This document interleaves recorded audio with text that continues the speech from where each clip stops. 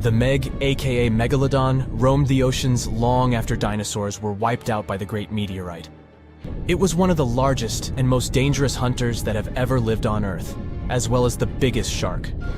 But then, about 3.6 million years ago, the last of its kind disappeared from our planet, leaving only huge teeth for modern archaeologists to keep finding. There are a few theories about why it could have happened, but scientists might have found the true reason. The Megalodon, which means big tooth, was the largest shark ever to exist. It reportedly lived around 20 to 3.6 million years ago and was truly enormous. Its bite was more powerful than that of a T-Rex, and likely any other powerful predator that has ever roamed this planet.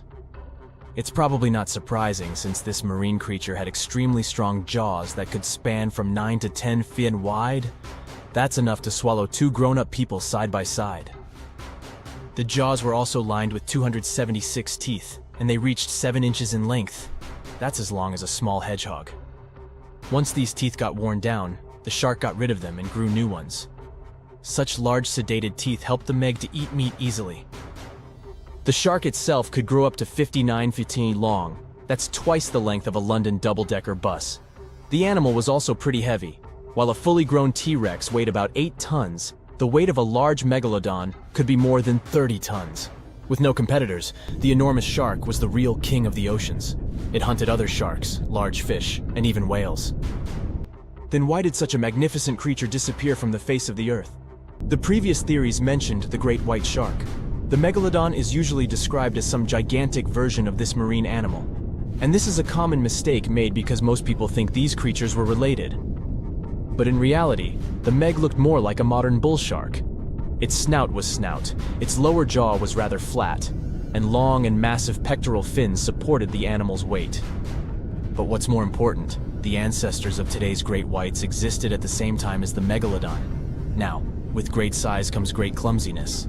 And although the Meg was huge and powerful, it was also not as nimble as smaller and quicker great white sharks.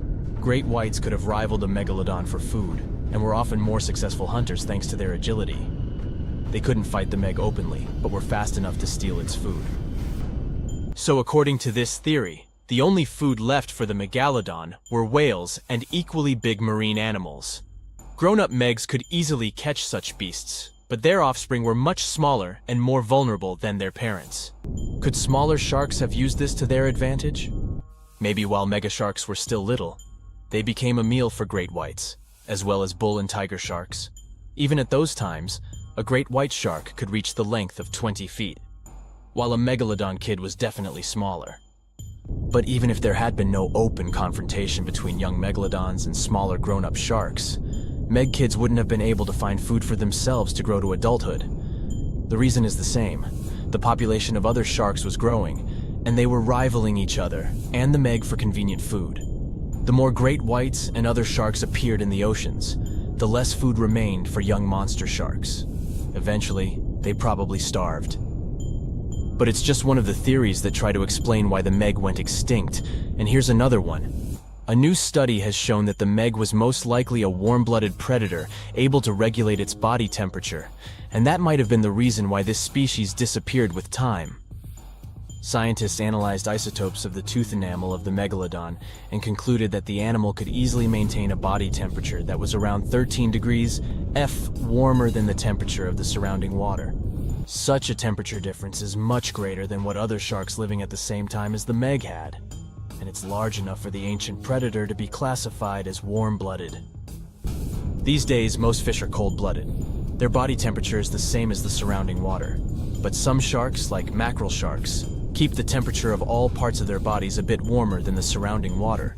But it doesn't make them completely warm-blooded because they simply store heat generated by their muscles. And in mammals, body temperature is regulated by a special region of the brain called the hypothalamus.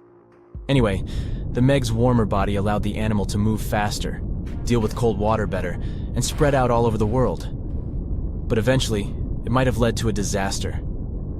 The megalodon lived during the Pliocene epoch, pronunciation. It began approximately 5.3 million years ago and finished 2.5 million years ago. During that period, global cooling occurred. It also caused the changes in sea level, which the megalodon probably didn't survive. The main problem for the predator was to maintain an energy level allowing its body temperature to remain elevated. But to do it, the animal had to eat a lot, and I mean it.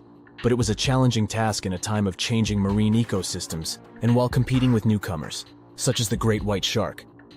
If this theory is true, then the amount of energy the Meg had to use to remain warm could have contributed to its extinction.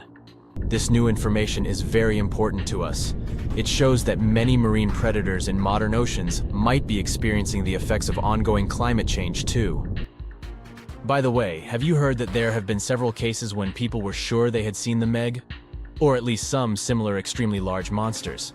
And these sightings happened relatively recently. For example, in July 1916, the New Jersey coast of the US was terrified by a series of shark attacks. They happened during an oppressive heat wave when hundreds of beachgoers tried to find shelter from the heat near the water. People described the culprit that had caused all that havoc as a giant shark, much bigger than any regular one. Since then, scientists have been debating which shark species was involved in those accidents. The most popular guesses have been the bull shark and the great white. A picture of a huge shark roaming the Pacific Ocean not far from Guadalupe Island appeared in 1999. The creature was nicknamed Deep Blue. It could be distinguished from others by a wavy pattern separating its gray back and white belly. But even though some people claimed it could be the infamous Megalodon, experts came to the conclusion it was a female white shark, the largest ever seen. The average length of a male white shark is 11 to 13 feet. Females are bigger, up to 15 or 16 feet, but Deep Blue reached more than 20 feet in length. No wonder people were confused. For the last time, Deep Blue was spotted in 2013 near the western coast of Mexico's Baja California. But look, there's another jumbo shark, and you can meet it in any part of the world. The largest specimens can reach 40 feet long and weigh about 5 or even 6 tons. Could it be, if not the Megalodon itself, but one of its relatives? Again, a wrong guess. That's the basking shark. This animal prefers subpolar seas, with temperatures not higher than 58 degrees F. Even though some of these animals do migrate to warmer places. Like whale sharks, basking sharks are harmless and don't attack snorkelers or divers. These creatures have loads of small teeth, but they don't use them when feeding. Instead, they swim with their huge mouths open and swallow plankton.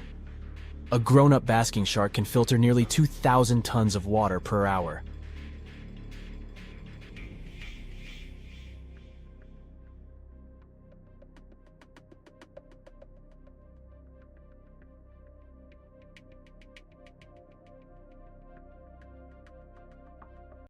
It was the largest fish our Earth had ever seen, and its bite was strong enough to crush a car. The largest of its teeth found was the length of a remote control. It consumed about 2,500 pounds of food a day. That's like 3,300 cans of tuna for you. The earliest megalodon fossils are from about 20 million years ago, but you won't see its skeleton, and that's because the mighty Meg had no bones. A skeleton made from bones gives most animals their body shape and strength. Sharks, though, come from the same subclass as rays, skates, and sawfish and have cartilage instead of bones. Cartilage is a tissue that is softer and more flexible than bones, but it's still tough enough to shape the body and protect the internal organs. Some areas are more flexible, since cartilage is weaker, and some, like the shark's head, are much tougher, thanks to calcified cartilage. Their snouts, though, are made of really soft and flexible cartilage to work like a bumper in case of a collision with some dangers. Who knows if they'd be able to do all this with a heavy skeleton? Plus, cartilage makes their jaws more flexible, and they can open their mouths much wider than they would with a jaw made of bone. Our hero, Meg, was no exception, and it had the strongest bite of all living creatures, which was also made possible by a skeleton made of cartilage. Sharks take full advantage of their cartilage. It helps them swim and turn fast while hunting. One drawback of this type of skeleton is that it was really tricky for scientists to establish the shape and size of Meg. Normally, they would do it using fossilized bone skeletons or their parts. With Meg, they had to guess based on the teeth they found and comparisons with living relatives. A more recent 3D computer model was based partially on scans of a preserved spine discovered in the 1860s. The model showed that Meg was bigger, faster, and even hungrier than scientists had previously thought. Looks like an average megalodon was 52 feet long. That's slightly bigger than the height of the Hollywood sign and weighed 10 times as heavy as an elephant. There were also much bigger creatures. Scientists still aren't sure how the megalodon got this size. The fact that there were bigger and smaller megs probably has to do with a little something called Bergmann's rule. It says that the temperature of the surrounding environment affects the animal's body size because they either need to conserve or shed heat. The megalodons that reached cooler waters probably needed more body weight to make sure they survived in low temperatures. Those living in warmer waters had to be smaller to avoid burning up. If the researchers were correct in their calculations, it also means that Meg reached a cruising speed of over 3 miles per hour, which is much faster than other sharks. The still-living great white shark can cover a distance of nearly 7,000 miles without stopping, which is 9/10 as long as the diameter of Earth. It looks like the megalodon could have gone much further. Megalodons managed to survive on our planet for nearly 70 times longer than humans have. They were roaming the oceans for around 20 million years, and you could see them pretty much anywhere except near the poles. Scientists discovered the most northern fossils off the coast of Denmark and the most southern in New Zealand. The reason why there were no megalodon teeth found in Antarctica is most likely that these adapted to only warm tropical and subtropical waters. The younger ones like to keep to the shores, while full-grown adults preferred coastal areas, but they could easily move into the open ocean as well. When our planet went through a period of global cooling and drying, and the seas began to freeze around 3.6 million years ago, there was less and less room for Meg to thrive. Much of their prey, like smaller whales, seals, and sea turtles, disappeared or relocated to waters that were too cold for our hero. And at the same time, the number of its natural competitors, like smaller predatory sharks, like the great white shark, and whales increased. This shifting food chain dynamics could have been even more dangerous for the Meg than the cold ocean water. You're used to seeing them on the big screen as heartless monsters, but these huge sharks were actually loving and caring family guys. Scientists discovered several megalodon nursery areas in Florida, Maryland, Panama, and off the coast of Spain. It looks like they gave birth to their young in shallow water environments. Then, little Megs would stay there with adults protecting and raising them until they were ready to fight off predators. The mighty Meg had 276 teeth in 5 rows in its mouth. Similar to other sharks, it was fast in replacing its worn-out or lost teeth. With 4 or 5 rows of teeth in its mouth, it basically acted like a conveyor belt, able to grow back damaged or missing teeth. This means that an adult megalodon probably would have grown several thousand teeth throughout its lifetime. Although the great white shark is often mentioned as Meg's closest relative, they'd hardly be distant cousins. The ancestors of today's great white existed at the same time as the Meg, but they weren't best friends and even rivaled each other. The great white shark wouldn't win in a head-to-head fight with a Meg, but it was a better hunter using its smaller size and agility to snap up the giant's prey quickly. This only left the bigger fish and whales for the Meg, but its food supplies began to run out as the whales swam to the cooler new seas. Rather than a great white, the megalodon is more like a modern bull shark. It had a short snout, a flat lower jaw, and huge pectoral fins to support its massive weight and size. We also speak of Meg as an extinct giant, but can we be 100% sure it isn't hiding somewhere as we speak? After all, we've only explored 5% of our oceans altogether. The Mariana Trench is the deepest oceanic trench on Earth, and you could dip the whole of Mount Everest in its deepest part, and over a mile of it would still be above the surface. If a megalodon or two needed a place to hide, that would be the perfect spot. It wouldn't be the coziest place to live, though, with its cold water and total darkness. Plus, the pressure there is 1,000 times stronger than at sea level. So, if a meg really were hiding down there, it would have serious issues with its teeth, because calcium would dissolve under that pressure. To survive here, it would also need to learn to navigate in complete darkness. That means it would have either become bioluminescent or evolve to grow massive eyes like the giant squid. If the meg were still around and true to its dietary choices, it would have to eat smaller fish, and that would be a problem for us humans. Especially those of us who love fish, that is. And the ocean isn't cooling down these days. The megalodon would love its temperature and would thrive and reproduce faster than ever. Those giants would create some massive problems for cargo ships and cruising vessels. In case you're now scared at the thought of meeting a megalodon, relax. Most scientists don't think it's possible because of our hero's size. Most foods that megalodons like to eat live in shallow ocean areas and not in the deep, deep sea. Meg would need to come up for dinner every now and then, and it's kinda hard to miss a creature this big. They're both giant prehistoric creatures to us, but the megalodons and the dinosaurs never actually coexisted. The dinosaurs probably died out about 66 million years ago. Megalodons seem to have appeared a bit later.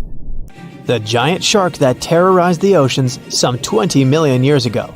For 13 million years, this 60-ton beast dominated the warm waters of our planet. Though, some believe that the Meg still lives in the most remote and deepest parts of the ocean. It's a hot summer day. It seems only logical to go for a swim in the sea. You're floating on your back, completely relaxed. Your eyes are closed. Your breath is even. Water's pleasantly cool around your body. A light breeze touches your face. You feel calm enough to doze off. Suddenly, something bumps into your leg. Yanked out of your half-slumber, you begin to flail until you're face-to-face with the invisible danger. Luckily, all you spot is a couple of easily recognizable fins and cute smiley snouts. Phew, just dolphins. Guess you're lucky to meet them in the wild. These amazing creatures are so close, you can touch them. You've heard people say dolphins' skin feels rubbery, but to your mind, it's more like the inner part of a hard-boiled egg. One of the animals is so close to you that its salty smell fills your nostrils. You know, though, that dolphins don't have sweat glands. It means they don't sweat and are pretty much odorless. The smell you sense comes from the water they swim in. The largest and most ferocious predator to ever haunt the oceans, the megalodon shark dominated the seas for centuries before coming extinct millions of years ago. However, scientists managed to discover very few remnants of the giant shark. Everything we know about the great beast we've learned thanks to fossils of its giant teeth, which are just about the size of the average human hand. A megalodon skeleton has never been discovered. Shark skeletons are made mostly of cartilage, meaning that they decompose quickly. Luckily, sharks continuously shed and regrow teeth throughout their lives. One shark can go through 40,000 teeth in a single lifetime. Scientists have managed to study different types of shark species based on their teeth alone. The megalodon shark had around 276 teeth. When they fell out, those teeth landed in the seabed where they stayed for millions of years, fossilizing. Scientists found those teeth, and they're the only real record we have of the megalodon's existence. Megalodon teeth have been discovered all over the world. It means that unlike other marine animals of its time, the megalodon was intercontinental. Even today, most sharks and marine animals tend to stick to one sea or ocean. The megalodon shark swam freely around the world, moving between tropical and subtropical waters. Megalodon teeth have been found in every continent apart from the freezing cold waters of Antarctica. When a megalodon makes a starring appearance in a movie or TV show, it's portrayed to look like a giant version of a great white shark. Scientists previously believed that the megalodon and the great white shark both descended from one common ancestor. Still, it's not true.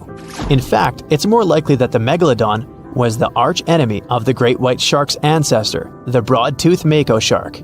That means Megalodon wouldn't have looked so similar to the great white after all. In reality, the Megalodon would have a shorter nose than the great white, along with longer pectoral fins to give the giant shark a stockier and more threatening build. They both had an excellent sense of smell though, so even in prehistoric times, it wasn't a good idea to go swimming with a chunk of raw meat in hand. And it certainly isn't safe now. whether the Meg's hiding somewhere in the depths, which some still believe is true, or it's gone forever. Younger cousins will still be there waiting. Also, both of them like to go after big marine mammals, so they would certainly have things to do together. That is, until the Meg got moody and accidentally ate its friend. You never know. These guys had a different hunting style. Great whites prefer to dive straight towards their prey and find its softest spot, like exposed legs or underbelly. Sometimes, an entire tooth would be found embedded in a bone of some bigger animal, such as a whale.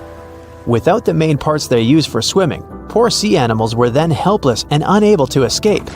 Yet whales were just a smaller part of Megalodon's diet. Seals, sea cows, squids, dolphins, other sharks. The good old Meg probably wouldn't say no to some random school of smaller fish swimming into its mouth either. Nothing better than a good snack after a big tasty dinner. Even those giant turtles weren't safe with their thick shells. The Meg probably took them as a dare challenge on a daily basis. Scientists have used computer simulations to try and work out the hunting style of the ancient shark. Using this technology, scientists have discovered that the Megalodon's attack style was very different from that of modern-day sharks. Modern sharks dive straight for their prey's most vulnerable spot, for example, the soft underbelly of a seal. The Megalodon's teeth were uniquely suited to biting through tougher areas of cartilage.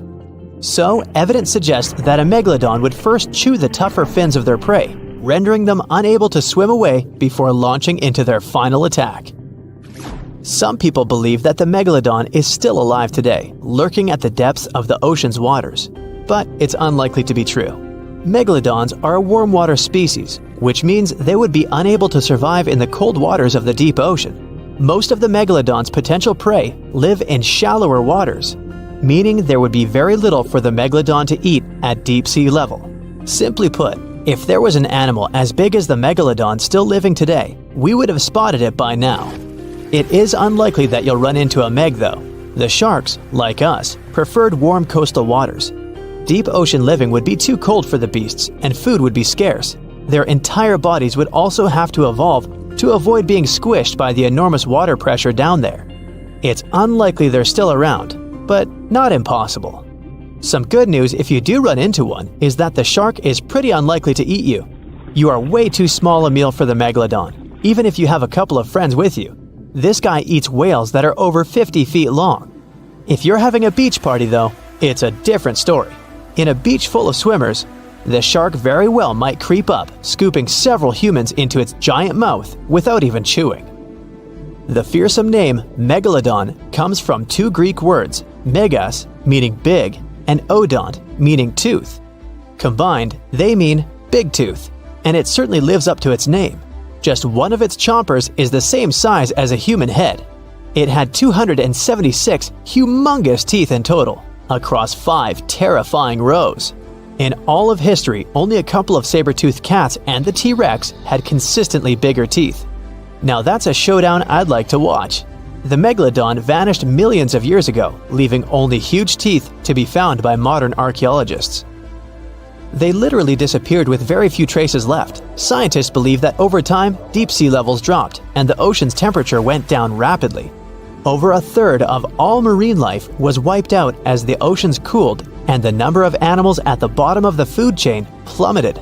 This had a catastrophic effect on the hungry predators at the top. Sorry guys. It became way too cold for these sun-loving sharks too, which made it difficult for them to reproduce since they gave birth in warm waters. The Megalodon is usually described as a sort of great white shark, but this is just a common myth. In fact, the ancestors of today's great white existed at the same time as the Meg, but they weren't best buddies and were even in competition with each other. The great white shark was a better hunter using its smaller size and agility to snap up the Meg's prey quickly. They were also known to eat Meg pups, who were only half their size. This didn't exactly help the whole extinction thing. While a great white was no match for an adult Meg in a head-to-head fight, they sure weren't scared of stealing their food. This only left the bigger fish and whales for the Meg, but its food supplies began to run out as whales swam to the cooler new seas. The whales adapted to prefer the colder temperatures, leaving our friend the Meg behind. The Megalodons either starved or were frozen into extinction by the Ice Age. Rather than a great white, the megalodon is more like a modern bull shark. It had a short snout, a flat lower jaw, and huge pectoral fins to support its massive weight and size. As scary as they are, these sharks were actually caring family guys. Several megalodon nursery areas have been discovered in Florida, Maryland, and Panama. They gave birth to their young in shallow water environments. We know this from discovering loads of tiny megalodon teeth found in these areas. I wonder if they had nannies too. The water is bubbling under the fishing boat as if something is coming up out of the water. It gets closer and closer. The water seems to boil. Suddenly, you see giant jaws and glistening teeth. Seconds later, a huge shark jumps out of the water and crushes the boat in one bite. It was the megalodon, the largest fish that ever existed on Earth. Now, we pictured the megalodon as this, an enlarged version of the white shark for a long time. But scientists continue to argue about its appearance. So far, they agree that the image of this giant shark was wrong. Here's the data that scientists are sure of. Size, about 50 feet long. That's as big as a school bus and comparable to the length of a subway car. 8.5 times the height of an average person. Let's compare it to the modern white shark. The megalodon is 3 times bigger, but that's just a rough estimate. We don't have a fully preserved skeleton of the megalodon. That's because it didn't have any bones, but cartilage. Not much of that left in the 3.6 million years since the megalodons went extinct. All that survived were teeth and a few vertebrae. By comparison, dinosaurs went extinct about 66 million years ago. But their solid bones are perfectly preserved, and we have many different examples of their skeletons. Scientists have calculated the size of a megalodon based on its teeth and jaw.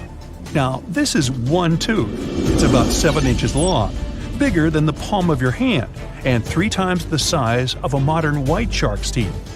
The megalodon jaw was 6 feet wide and chalked up 5 rows of teeth, a total of 276 razor-sharp chompers. The other preserved remains are the vertebral column. It consists of 150 vertebrae, each 6 inches wide. They contain much calcium because, well, megalodon love fresh cold milk. Nah, it's because the vertebrae had to withstand the enormous mass of a giant shark. Based on those fossils, scientists created a model and calculated only the approximate size of the megalodon.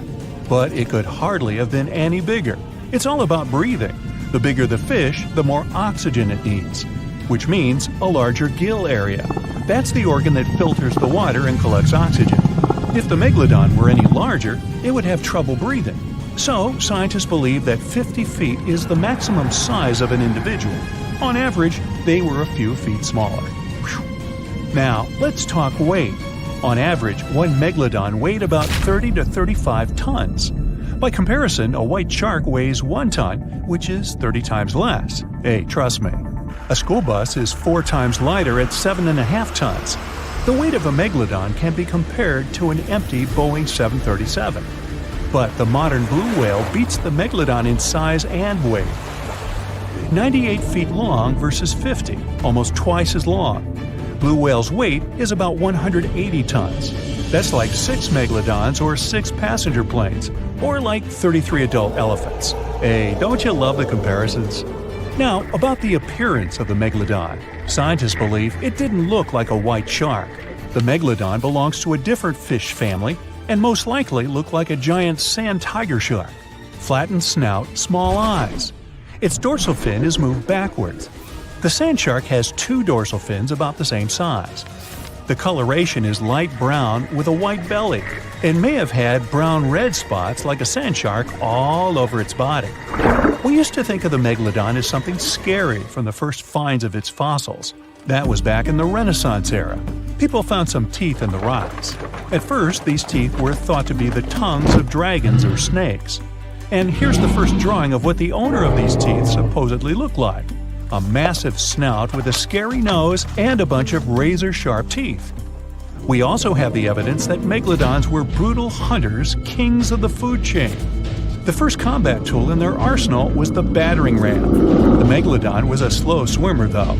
It could only accelerate up to 11 miles per hour. In comparison, the modern white shark can reach 35 miles per hour in a dash for its meal. The fastest human swimmer could only go 6 miles per hour. Well, good luck with that. But the Megalodon had incredible mass. Though slow, its battering ram had tremendous power. The Megalodon would take its prey by surprise.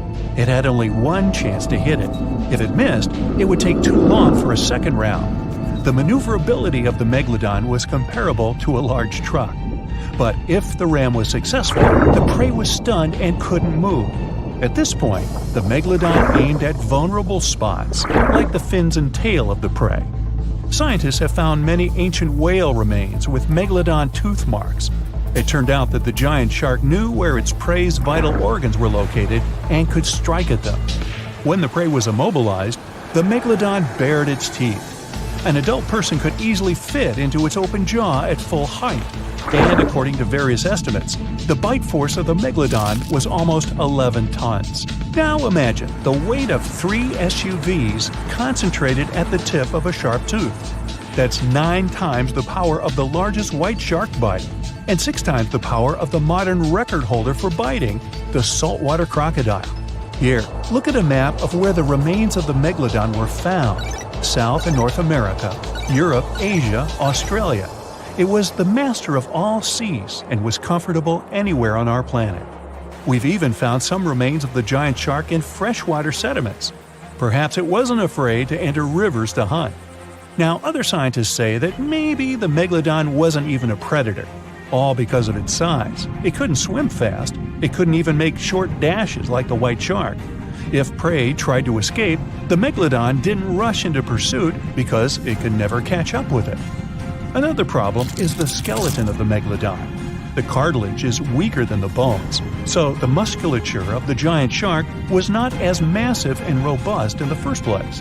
The Megalodon may even have been a scavenger and never got into fights. This is one of the reasons why ancient sharks became extinct. Megalodons like shallow, warm waters, with temperatures ranging from 53 degrees Fahrenheit. But over 3 million years ago, the climate turned colder. This deprived the Megalodons of territories and plenty of food. The primitive whales that had been the main diet of the giant sharks began to disappear. Faster predators took the remnants of food. The Megalodon started to starve. In evolution, a new player entered the field, the toothed whales, ancestors of the modern killer whales. They lived in packs and had bigger brains than the Megalodon. So, over time, they started to compete with the Megalodon. They took advantage of its clumsiness. A group of killer whales could easily win a competition against a giant shark. Many scientists believe this was the reason for the disappearance of the largest shark in the world. But there are theories that the Megalodon is still alive and roaming the dark waters of our planet. Several Australian fishers have allegedly encountered a shark of incredible size, but no one can confirm these testimonies. Fans of this theory believe that giant sharks can hide in deep waters away from human eyes. In the Mariana Trench, for example, it's the deepest place on our planet. It's deeper than if you stuck Mount Everest in the water, and we've even found the teeth of a Megalodon there. But science says that such a giant shark couldn't live in the Mariana Trench for many reasons. One, it's too cold. The Megalodon was probably a cold-blooded fish, so it had to use the warmth of its environment to survive. But the water in the Mariana Trench is cold, about 40 degrees Fahrenheit. That's because the deeper down, the less sunlight gets in there. The second reason is pressure. Every 30 feet deep increases the pressure by 1 atmosphere. That is, at the depth of 100 feet, the water presses you 3 times harder than you would feel it at the surface. The weak muscles and cartilage of the Megalodon wouldn't allow it to dive too deep into the Mariana Trench. And, most importantly, food. The farther from the ocean surface, the fewer living organisms. Megalodons used to eat primitive whales, ranging from 10 to 20 feet. Small fish only inhabit the Mariana Trench. A Megalodon would never be able to catch one. And, judging by its size, all the Megalodon did was eat and then look for food again. Compare its weight to that of a human. The average human should get about 2,000 calories a day with an average weight of about 180 pounds. The Megalodon weighed 470 times that and needed many more calories. So, even all the fish inhabiting the Mariana Trench could hardly feed a Megalodon for even a few days. So all these theories, of course, are not true. But still, it's just smart to be careful out there. Know what I mean? The Megalodon was the biggest shark to ever live. Not only that, it's one of the biggest fish and the largest predator in Earth's history. They've been known to reach lengths of up to a whopping 70 feet. That's over 3 times longer than the biggest great white shark on record. The females have also been found to be around twice the size of the males. The Megalodon could swallow a small car without it even touching its teeth, if cars had been around then. Its teeth could grow to over 7 inches long. It looks like we're going to need a bigger boat, and best make it steel-plated, as this shark can easily gnaw its way through ships. The underwater terror could bite a ship clean in half, with the highest bite force ever calculated for any animal, living or extinct. The force of its ferocious bite was up to 40,000 pounds. That's around 108,000 times the strength of a human's and 10 times the force of a modern crocodile's bite. Its chomp is so strong that it makes the T-Rex's bite look about as powerful as my granny's after she's taken her dentures out. In fact, the Meg was so big and powerful that it had no natural predators. It was the uncrowned king of the seas, swimming freely from ocean to ocean. This cosmopolitan creature was found all over the world, from America to Europe and Australia to Japan, assuming there were countries back then. Meg fossils have been found on every continent except Antarctica. Everybody skips Antarctica. Science tells us that the Megalodon went extinct over 3.6 million years ago. But could they still be alive at the deepest depths of the ocean? Only around 80% of the ocean has been explored, and its deepest point, the Mariana Trench, is over 7 miles down. So who knows what's lurking at the bottom? If you did manage to make it down, it is unlikely that you'll run into a Meg, though. The sharks, like us, preferred warmer coastal waters.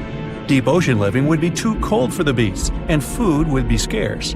Their entire bodies would also have to evolve to avoid being squished by the enormous water pressure down there. It's unlikely they're still around, but not impossible. Some good news, if you do run into one, is that the shark is pretty unlikely to eat you. You are way too small a meal for the Megalodon, even if you have a couple of friends with you. This guy eats whales that are over 50 feet long. If you're having a beach party, though, it's a different story. In a beach full of swimmers, the shark very well might creep up, scooping several humans into its giant mouth without even chewing. But wait, let's rewind. How does the shark take down a 50-foot whale? It first bites off its fins, making the whale unable to swim away. It then casually munches it down piece by piece. Because of their size, sharks had to consume over a ton of food every single day just to sustain themselves, like me.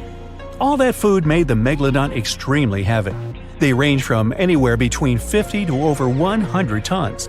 For context, that's around the same as 7 to 16 adult male African elephants. To fit all this food in, their jaws had to open pretty wide. A Megalodon's jaw could span 9 by 11 feet wide. That's easily big enough to swallow 2 adult humans side by side. The fearsome name Megalodon comes from 2 Greek words, mega meaning big and odont meaning tooth. So combined, they mean what? Big tooth. And it certainly lives up to its name. Just one of its chompers is the same size as a human head. It had 276 humongous teeth in total across 5 terrifying rows. In all of history, only a couple of saber-toothed cats and the T-Rex had consistently bigger teeth. Now that's a showdown I'd like to watch.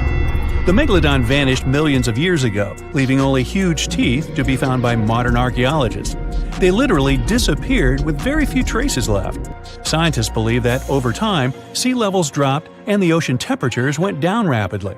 Over a third of all marine life was wiped out as the oceans cooled, and a number of animals at the bottom of the food chain plummeted. This had a catastrophic effect on the hungry predators at the top. Sorry guys. It became way too cold for these sun-loving sharks too, which made it difficult for them to reproduce since they gave birth in warm waters. The Megalodon is usually described as a sort of giant great white shark, but this is just a common myth. In fact, the ancestors of today's great white existed at the same time as the Meg. But they weren't best buddies, and were even in competition with each other. The great white shark was a better hunter, using its smaller size and agility to snap up the Meg's prey quickly. They were also known to eat Meg pups, who were only half their size. This didn't help the whole extinction thing. Even infant megalodons were huge, coming in at just under 7 feet. While a great white was no match for an adult meg in a head-to-head fight, they sure weren't scared of stealing their food. This only left the bigger fish and whales for the meg, but its food supplies began to run out as the whales swam to the cooler new seas. The whales adapted to prefer the colder temperatures, leaving our friend the meg behind. The megalodons either starved or were frozen into extinction by the Ice Age. Rather than a great white, the megalodon is more like a modern bull shark. It had a short snout, flat lower jaw, and huge pectoral fins to support its massive weight and size. As scary as they are, these sharks were actually caring family guys. Several megalodon nursery areas have been discovered in Florida, Maryland, and Panama. They gave birth to their young in shallow water environments. We know this from discovering loads of tiny megalodon teeth found in these areas. Gee, I wonder if they had nannies too. But how come there are so many megalodon teeth out there for us to analyze? Well, due to their messy, aggressive eating habits, sharks regularly lose their teeth. They lose a set of teeth every 1 to 2 weeks. That's 40,000 teeth in a lifetime. They must rake in a fortune from the tooth fairy. Because of this, their teeth were continuously raining down to the ocean floor. Luckily for us, they're also the hardest part of a shark skeleton, which is why so many teeth have survived and become fossilized. It's fair to say that the first discoveries of the meg's teeth confused people. Early discoverers thought the meg's teeth were petrified tongues of ancient serpent creatures. They even used to call them tongue stones. It's also a common myth that the megalodon was around at the same time as the dinosaurs, although this would have been pretty cool. The dinosaurs were wiped out around 66 million years ago, but the megalodons came much later. The oldest meg fossil is only around 23 million years old, but it's tricky to pinpoint the exact date. After all, calendars weren't invented yet. They became extinct way before humans even evolved. The earliest Homo sapiens, which is a fancy name for the first humans, emerged about 2.5 million years ago. But what if the megalodon shark didn't go extinct? Whale populations have dropped drastically since these guys were last around, so there'd be way fewer whales for them to chomp down on. Whales have also gotten a lot smarter and learned new defensive moves, making them way harder to take down. It's estimated that they ate around 12 tons of food each day. If they were still around and eating that much, they'd be forced to eat smaller fish, and there'd be barely enough big fish for us humans to survive on.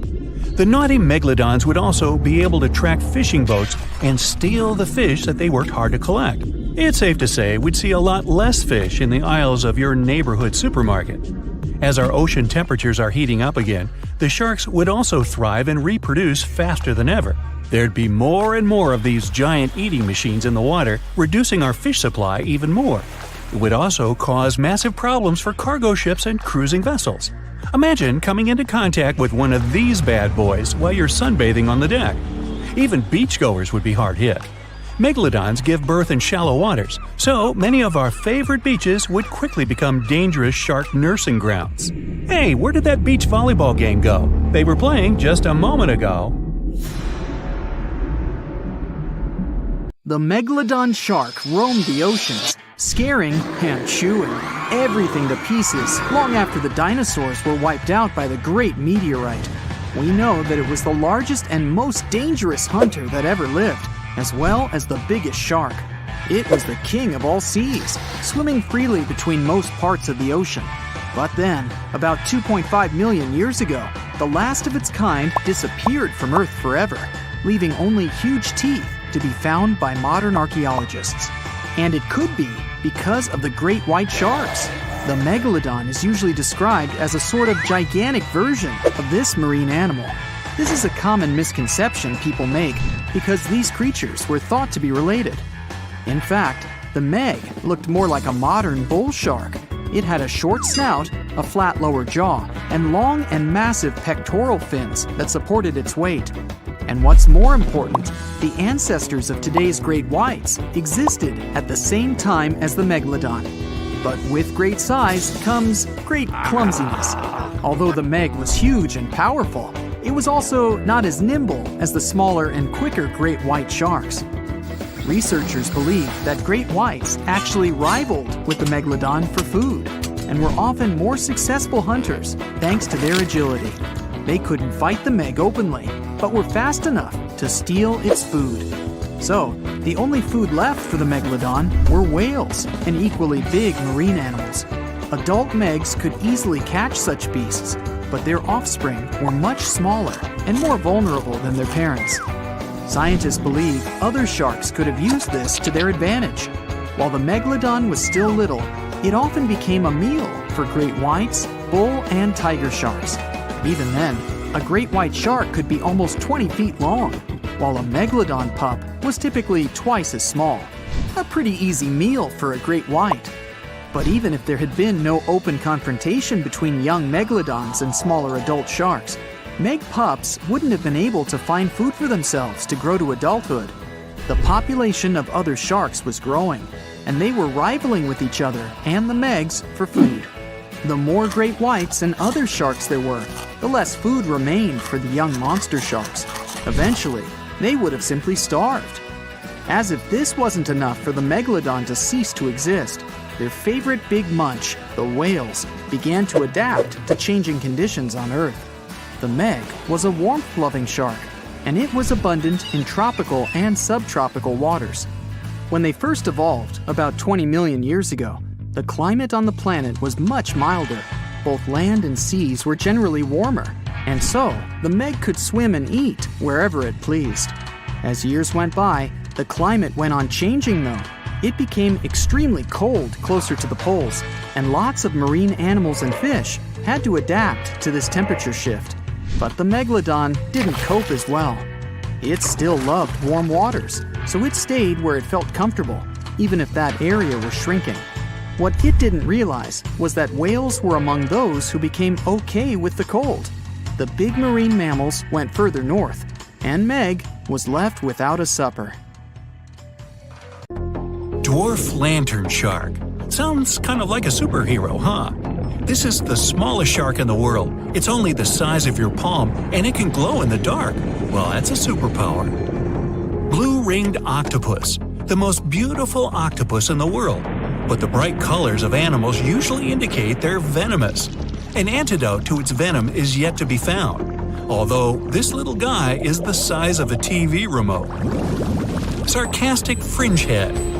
Though this fish is only 12 inches long, it can eat prey much larger. Its jaw can open just like a dinosaur's. The sarcastic fringehead has been known to attempt to swallow a whole octopus. Hey, can't we all just get along? Red lionfish. This beauty has an incredible appetite. It can eat fish 2/3 the size of its body, and it hides the needles on its fins, which contain a potent venom. Striped surgeonfish. It has scalpel-sharp spikes on its fins, not to perform surgery, but to hunt. And unlike a doctor, it has venom on them. Black dragonfish. This is the only fish that can produce infrared light thanks to the chlorophyll in its eyes. It lives only at a depth of 6,600 feet, and you can only reach that depth in a special submarine. Reef stonefish. This genius of camouflage usually lies on the bottom and pretends to be a rock. Tourists can often step on it, and sharp needles on its back can easily cut even through the hard sole of a boot. Viperfish. This fish, the size of your forearm, has the largest teeth in relation to its head in the world. But you're unlikely to encounter it because it lives at a depth of 13,000 feet. Lamprey. These are parasites that stick up to other creatures and live off of them. Only these guys are 10 times bigger than the average river leech. Mega piranha. The most aggressive fish in the world, the size of a Doberman dog. A pack of these guys could leave nothing of an entire cow in just a couple of minutes. Fortunately for all of us, they ceased to exist 8 million years ago. Whew! Black pacu. Pretty ordinary big fish until it opens its mouth. It has human-like teeth, and the richest black pacu even had golden dental crowns. Just kidding. Payara, the most dangerous freshwater resident. It can swallow prey half its size. Even piranhas fear this monster. Anglerfish. It has a fishing rod on its head. It's a bait that lures small fish right into the mouth of this hunter. Slender snipe eel. It's very long and flexible due to the number of vertebrae in its back. There are 750 of them. By comparison, we only have 33 to 34 vertebrae. Barracuda. Its jaw is similar to that of a great white shark, but its trademark is speed. It would beat any Olympic swimmer at 29 miles per hour. Ocean sunfish. It's a fish the size of an adult person, and it's the heaviest bony fish in the world. Although peaceful, thank goodness, they sometimes damage the bottoms of small fishing boats. Frilled shark. Its length would allow it to successfully play basketball. It hunts with the strategy of a snake. The shark bends its body and then makes a sharp dash forward, and it has 300 teeth. Plenty of frills there. Electric eel. Its feature is its electrical organs, which can discharge 4 times as much as a normal household socket. The electric eel shock can easily stun a large horse. Box jellyfish. It doesn't just drift in the waves near a shore like a regular jellyfish. Oh no! These guys are very fast and can even catch up with a person in the water. And their sting is hazardous. They don't look for trouble, but they're always ready to defend themselves. Goblin shark. Its snout ends in a long blade-like outgrowth, and its jaw could extend all the way to the end of the snout. It's one of the most terrifying sharks in the world, despite its tender pink color. Saltwater crocodile. This is the most bad-tempered crocodile on the planet, and one of the largest at 20 feet. They're not afraid of humans and only consider us as food. Hey, don't snack on me. Great white shark, the most notorious inhabitant of the oceans. Once, a great white shark pierced the bottom of a tourist yacht. The boat sank, but luckily no one was injured or eaten. Greenland shark. These are the real long livers of the marine world. They have a very slow metabolism and can live up to 300 years. For comparison, the oldest human was 122 years old. Giant oarfish. This fish is as long as a giant anaconda, and it holds the title of the largest bonefish in the world. Giant manta ray. This creature might look like it's smiling, but it'll rush at you without hesitation. They reach up to 16 feet in diameter and have a very sharp spike with a neurotoxin. Great. Orca. They can swim at the speed of a car and are as big as a large minivan. And they're the only sea hunters that can jump out onto the coast and grab their prey there. Dunkleosteus. This guy was the size of a limousine. Although it had no teeth, it had bony plates that gave it one of the strongest bites among sea creatures. Camarasaurus. This is an ancient clam of incredible size, but 90% of its entire body was a cone shell. It was heavy, which prevented it from moving very fast. So most of the time, Camarasaurus lay motionless on the bottom, waiting for small fish to swim by. Kronosaurus. It was similar to a crocodile, only several times larger. The remains of one of them contained dinosaur bones, so Kronosaurus hunted not only in the sea, but also on land. Helicoprion. One of the few species to survive the Triassic extinction event. It did so thanks to its high intelligence and a powerful fighting tool, the circular saw-shaped jaw on its nose. Elasmosaurus. Its appearance resembles a giraffe, only twice as big. And these guys were real travelers. They swallowed small rocks to grind their food. 300 rocks from all over the world were found in the remains of one of them. Colossal squid. It weighs as much as 2 polar bears and is 5 times as long as a human. They're extremely rare, but still exist far out in the cold waters of our planet. Humpback whale. Like ordinary whales, they feed on plankton and small fish, using their mouth as a huge net. They use their giant tail to stun large schools of fish. Mosasaurus. Aren't you impressed that I can say these Latin names? No? Oh well.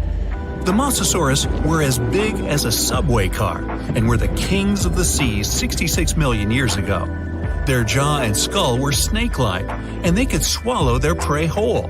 Today, we can still find their relatives, the monitor lizards.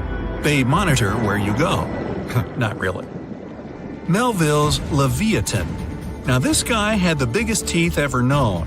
They were basically as big as half your hand, and their appearance resembled something between an orca and a sperm whale. Leadsichthys. They were bigger than a school bus, but they weren't hunters. Their large size prevented them from being fast, so they fed mostly on plankton. Megalodon. Ooh, the most famous ancient sea creature. They were heavier than a tank or even a small house. Some people think they're still living in the deep waters of the ocean, but this, of course, is not true. Basilosaurus. Giant ancestors of modern whales. They had large lower limbs. Perhaps it's because they used to be land creatures, but in the course of evolution, they gradually moved into the water. Cachalot. Sounds like it should have been on a baseball team. They were almost as long as a basketball court. Their brains weighed 15 pounds. That's 7 times the weight of a human brain. Say whale. Okay, whale.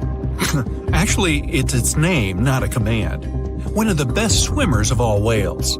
Say whale could go up to 31 miles per hour and dive deeper than the height of the Empire State Building. Shastasaurus.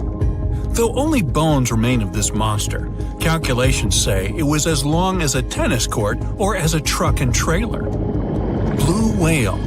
The largest mammal to ever live on our planet. Its heart alone weighs as much as a big motorcycle, and its veins are as wide as a big pot. And these guys can sing songs. Lion's mane jellyfish. The world's largest jellyfish. It has a hat 7 feet wide and tentacles as long as a 10-story building. Although they're not dangerous at all, people can still get tangled in their incredible tentacles like in a net. Portuguese man-o'-war. Although its head is very small, just like an ordinary jellyfish, its tentacles are as long as half a soccer field. And these things are venomous. They paralyze fish and anything caught in them, even people. So, stay away, huh?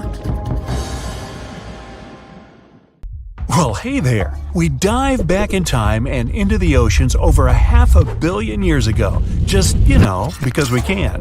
Whoa, watch out! It's not Megalodon or giant sea reptiles you need to look out for here. It's a bizarre, unearthly-looking creature called Anomalocaris. The name means unlike any other shrimp, and I think you'll agree, it looks like a nightmarish cross between a shrimp and a modern-day centipede.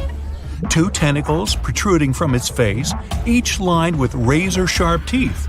Oh yeah, and this thing was about the size of your leg. With a wave-like movement of the flaps on each side of its body, it was graceful for a terrifying creature. It was also more advanced than any other life on this planet at the time. Especially those huge eyes. You have only one lens in each of yours. This giant shrimp had 16,000. That's 4 times more than a common housefly. And you know how good their vision is. Good enough to dodge that swatter every time. All this allowed Annie to become one of the first animals on this planet to feed on others. Yep, here it is. Earth's first hunter. Its favorite meal? Trilobites. Hey, try a bite. Those are the ancient ancestors of crabs. Some of their fossils have marks on them in the same shape as the monster shrimp's mouthparts. Terrors of the past like this got to be so giant thanks to more oxygen in the atmosphere. A perfect example of this, Meganeuropsis. Imagine a dragonfly. Now make it as big as a cat, and with a wingspan longer than your arm. Megan, the monster-sized dragonfly, could easily grab other insects or even small animals, and she ruled the air with quick movements. Back then, there were still no large birds or other airborne enemies for this behemoth bug, so it was safe and free to grow as large as this planet would allow. Piranhas of the past were also jumbo-sized. Mega piranha was about 3 times the size of the river terrors we have today. Its bite force was about the same as a tiger's, and those striped kitties bite down 2 times harder than lions. That means it probably not only dined on other fish and any land creatures that, got too close to the water, but it could also easily crunch down on large turtles and other unlucky shelled creatures. And fun fact, Modern-day piranhas bark like dogs when they're about to enter a confrontation. It actually sounds more like a frog's ribbit. But makes you wonder, what did this mega-sized ancient cousin sound like? A bear roaring? How about giant sea scorpions the size of your bed? Go back about 460 million years, and you'd see them swimming under you. And watch out for that tail. Scientists still don't know if these creatures could use it to inject venom like your standard land scorpion, but something tells me I wouldn't want that thing anywhere near me. Then there's this guy, Therizinosaurus. Terry looks sort of like a goose with long arms. Oh, and did I mention this goose dino is about 2 stories tall and longer than a bus? Yow! Its arms make the T-Rexes look even more bite-sized, each 8 feet long, almost triple the length of T-Rexes. And on the end, razor-sharp claws the size of your whole arm. Now, don't worry about those lengthy claws too much, though. Terry probably used them to cut through giant termite nests. So, this huge reptilian goose was more interested in eating bugs and plants. Another mega monster for you, Megatherium. The giant ground sloth could look a giraffe straight in the eye and weighed as much as a hippo. It moved mainly on its hind legs and used its massive tail as support. He had huge paws with colossal knife-sized claws. The sloth could use them to defend itself from enemies and to bend tree branches in search of food. But the biggest danger to the giant ground sloth wasn't dinosaurs or saber-toothed tigers. It was our own species. Yep, humans showed up just in time to meet this fellow and to, eat him up. Titanoboa was a terrifying 50-foot snake, as long as the great Megalodon itself. It was also more than 2 times heavier than the heavyweight champion among snakes today, the green anaconda. Crocodiles were a regular on this serpent's menu. Titanoboa could swim 3 times faster than the fastest Olympic swimmer our species has ever seen. It was quicker and more dangerous in the water than outside it. And don't forget the boa part of its name. This massive snake wasn't venomous. Instead, it liked to squeeze. Remember that giant shrimp from earlier? Well, Opabenia looks like its teeny-tiny finger-sized cousin. And instead of 2 toothy tentacles, this thing had a vacuum hose coming out of its face. On the end of that trunk, what looks like a single crab claw. Add 5 eyes and a mouth under its head, and you've got a recipe for something not of this planet. Only it is. This creature used its trunk like an elephant does. Its claw grabbed food from the bottom of the ocean and brought it up to its mouth. This thing is so weird-looking that, apparently, when the scientists who discovered it presented his findings to an audience, they all laughed as if he were joking. Now, a real-life monster, the Tully monster. From a distance, it looks a bit like Nessie, that long neck and teeth-lined jaws. But get closer, and you'll see it's more like a long nose with a mouth attached at the end, like a mosquito. Its eyes are further back, sticking out of tubes all snail-like. Tully was an ancient mollusk, about the size of your forearm. It probably dined on jellyfish and shrimp 300 million years ago. Thylacus smilus will put a smile on your face as long as you don't get too close. No, it's not a relative of the saber-toothed tiger. It was a marsupial, making it more related to a kangaroo than anything. And if you compare them to body size, its fangs were actually longer than a saber-toothed tiger's. And they grew continuously. As for that beard on its chin, that's actually all chin. The lower jawbone grew down to a point under the mouth. Those fangs were rooted to the skull, going way back to its eyes. When the mouth was closed, that bony beard protected the long, sharp teeth from breakage. Staganapolis, not to be confused with Minneapolis, might look like a big crocodile with a squished-in snout, but it was mostly harmless. Its small head and very few teeth meant the reptile didn't have much to work with when protecting itself. That's what all those armored scales were for, and no need for huge fangs or long rows of razor-sharp teeth when you're a plant eater. That beak-like tip on its nose allowed the stag to dig up plants, So, really, this reptile was more like a 10-foot scaly pig than a croc. Basilosaurus was a type of ancient whale that lived on our planet about 45 million years ago. Not quite as long as a blue whale, but this guy was still big enough to munch down on other whales and even sharks. Some people believe these monsters could still exist today. Eyewitnesses claim to have seen a giant sea dragon, and Basilosaurus fits the description. Plus, 90% of our oceans are unexplored. There's plenty of space to hide a sea monster. But scientists haven't found any fossils of this ancient whale younger than 3.7 million years. So, this myth is busted. Stegosaurus is one of the most recognizable dinosaurs that ever lived. It can easily be distinguished by those huge spikes on its tail and the bony plates on its back. It was twice as long as a giraffe and nearly 5 times heavier. But compared to its body size, it had the world's smallest brain. It was no larger than a dog's. Pelagornis had the largest wingspan of any bird ever discovered. It was twice the size of the largest bird today, the wandering albatross. Such huge wings made it hard for the bird to take off. It could only do so by jumping off cliffs. And when it finally spread its wings, this giant could only go about 40 miles per hour. The fastest bird today can reach speeds 5 times that. That's right, come on aboard. Please enter the submarine slowly and make yourself comfortable. Today, we're going deep into the dark parts of the ocean for the ultimate showdown, Shonisaurus and Megalodon. Time to see how Shoni and Meg stack up against each other. First round, age. Look at Shoni, the largest marine reptile, coming out of nowhere. This marine reptile looks a bit tired since it traveled all night and got here all the way from the late Triassic period, about 215 million years ago. Back then, it was all dinosaurs, plus some crocodiles. Oh look, Meg got here on time too. She looks a bit more fresh and relaxed, probably because she's way younger than her contender. She started her dominance over the ocean 20 million years ago. Will she be able to stay on the throne after this duel? Meg went extinct about 2.5 million years ago, or at least we think she did. Only about 5% of the ocean has been explored, so spreading stories about an underwater giant shark is pretty easy. Who knows what's really hiding down there? Even though they're both extinct, dinosaurs like Shoni are way older. Meg's a baby compared to her.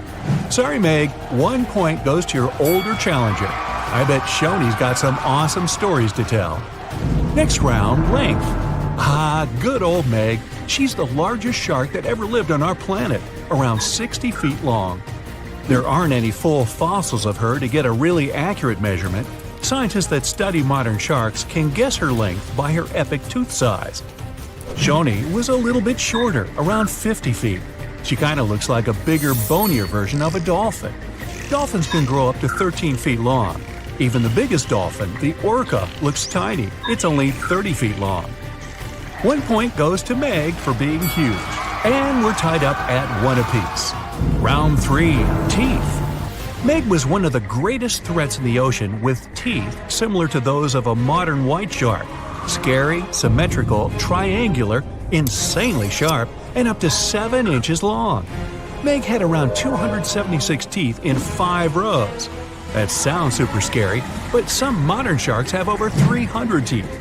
But they're not all ready for action. Some are fully grown, some are still growing up. Sharks' teeth are not that strong, so they fall out a lot, which is not that big a deal like it is for humans. They produce new teeth all the time, so they can replace the ones that get worn down. Get this, Meg probably worked her way through about 40,000 teeth over her lifetime. Shoni, unfortunately, won't be able to defend herself with teeth in this duel, because she doesn't have any. Researchers believe that younger Shonis had teeth because they needed some help getting food and fending off rivals. When they got bigger and older, they didn't need them anymore. Sorry, Shoni, this round isn't even close. Meg takes the lead 2-1. Next round, who can eat more? Scientists believe Meg ate around 2,500 pounds of food every day. Her teeth tell us she didn't exactly love the salad bar. With a mouth almost 10 feet wide, Meg had the most powerful bite of all animals on our planet. That way, she didn't have to be too picky.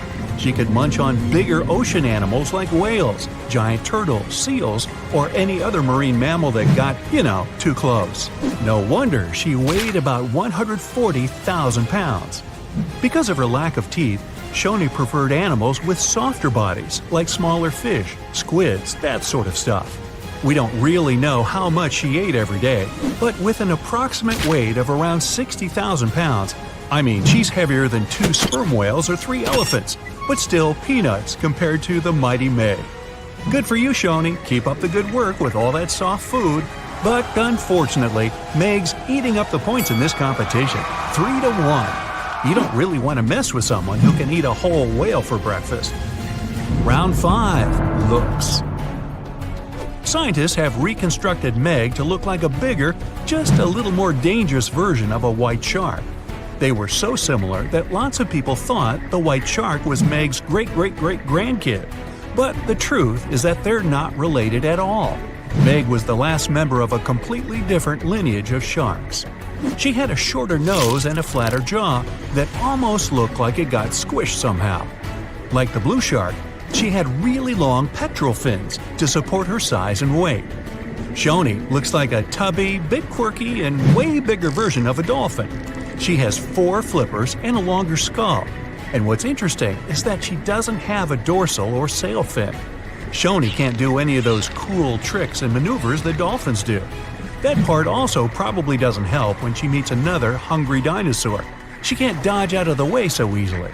Still, Shoni's big enough not to have to worry about that kind of stuff. Step aside, Meg. Stop hogging the spotlight. We want to see more of this cute, funny dolphin-like creature. 1 point for Shoni. She's catching up 3-2. Round 6. Who has a cooler name? Shonisaurus means lizard from the Shoshone Mountains. Why? Because it's a lizard from the you get the picture. Cool name, huh?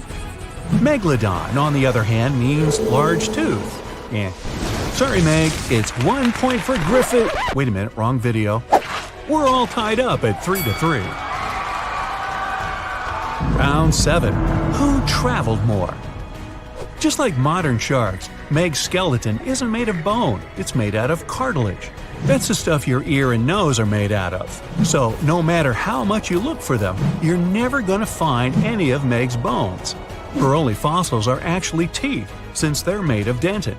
In her 18 million years of existence, Meg traveled a lot. Her teeth have been found all over the globe. She even went on vacation to tropical and subtropical waters. But the one place she never went was to Antarctica. Shoni was a wanderer too. Her fossils were first found near Las Vegas. No, it's not what you think. She really wasn't all about the parties and shows.